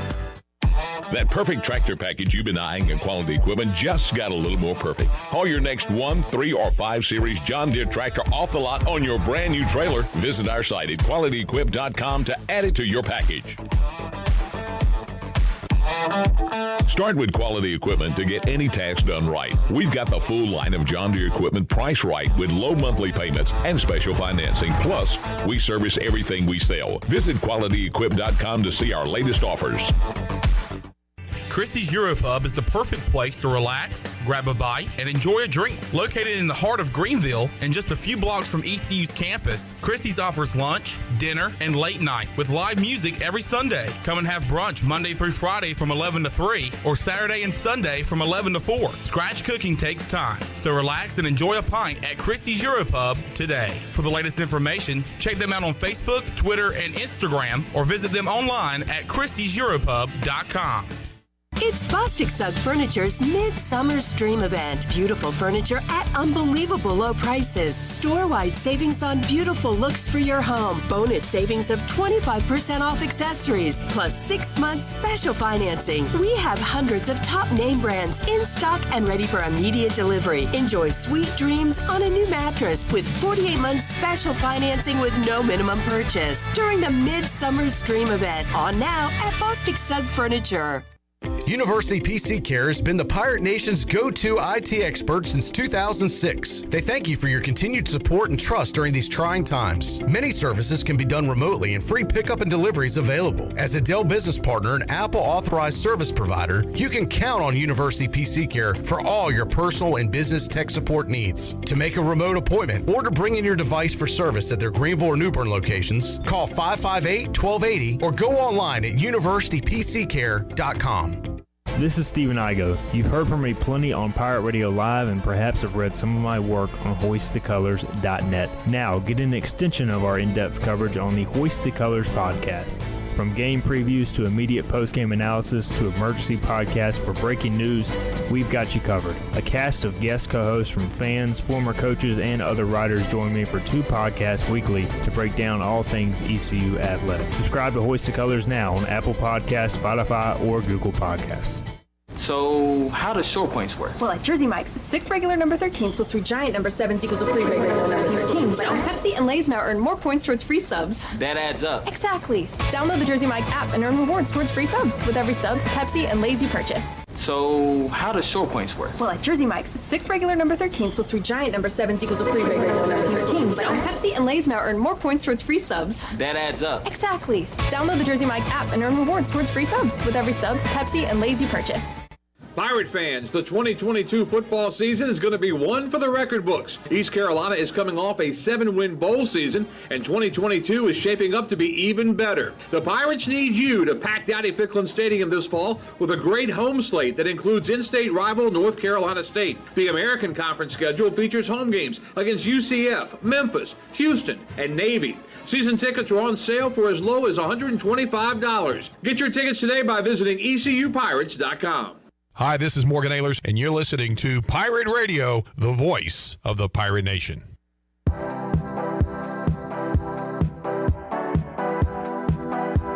You're listening to Hour 3 of Pirate Radio Live. This hour of PRL is brought to you by Bud Light, reminding Pirate fans to stay in the game and drink responsibly. Bud Light, the official beer of the ECU Pirates, and proudly distributed by Carolina Eagle Distributing since 1989. Now, back to the show. Welcome back. It was a good day for the stock market today. The Dow was up 436 points and closed at 32,197. NASDAQ was up 469 points at 12,032, and the S&P was also up 102 points at 4,023. That's your Wells Fargo Advisors financial report. For a personal look into investing, call Wells Fargo Advisors today at 756-6900 in Greenville. Wells Fargo Advisors, LLC, member SIPC. Now let's head back into PRL. Here's Clip. All righty, back with you. Shirley Rhodes, CJ Schaefer, the Chan Man, and Stephen Igoe, Hoist the Colors, joining us here today. Igoe been dropping some pods here lately, including one coming up with our very own Glenn Griffin. Is that right?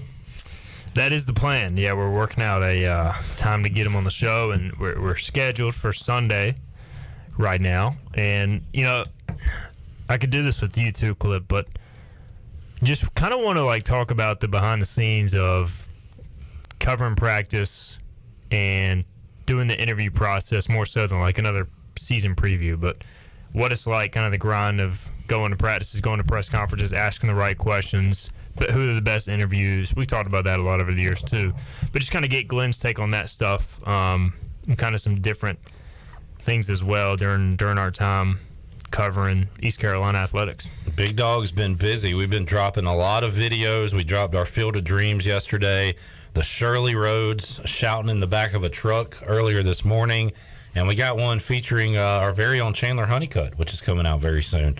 The Impressions Man. Yeah, can't wait for that one. I think people will enjoy that one. And Igoe, what did you think about the Field of Dreams video that we did? We're very proud of it. What about you? I thought it was excellent. Patrick Mason said it was pretty good. I don't like the way you said excellent. You didn't say it with enough excitement. So. I thought it sucked. Is that better? I know how Igoe felt about it. He retweeted it, which is pretty rare for Igoe. Okay, yeah. If I really enjoy something, I'll retweet. He's not a big retweet guy. Yeah, so that made me feel good. I don't like usually retweeting like when I'm coming on the show unless it's really important or we're talking about something really cool. Like I don't think I retweeted today. Igoe, I got a question for you. What's up, man? Did your eyebrows get darker or your hair get lighter? Both. I thought about the same thing. So we've talked about this before. Remember, Shirley Rose pointed out during the summer your hair gets lighter. No, my wife. She's a hairdresser. She says I look better with darker eyebrows. Yeah. She colors them. All right. But today, your hair looks like you like Slim Shady.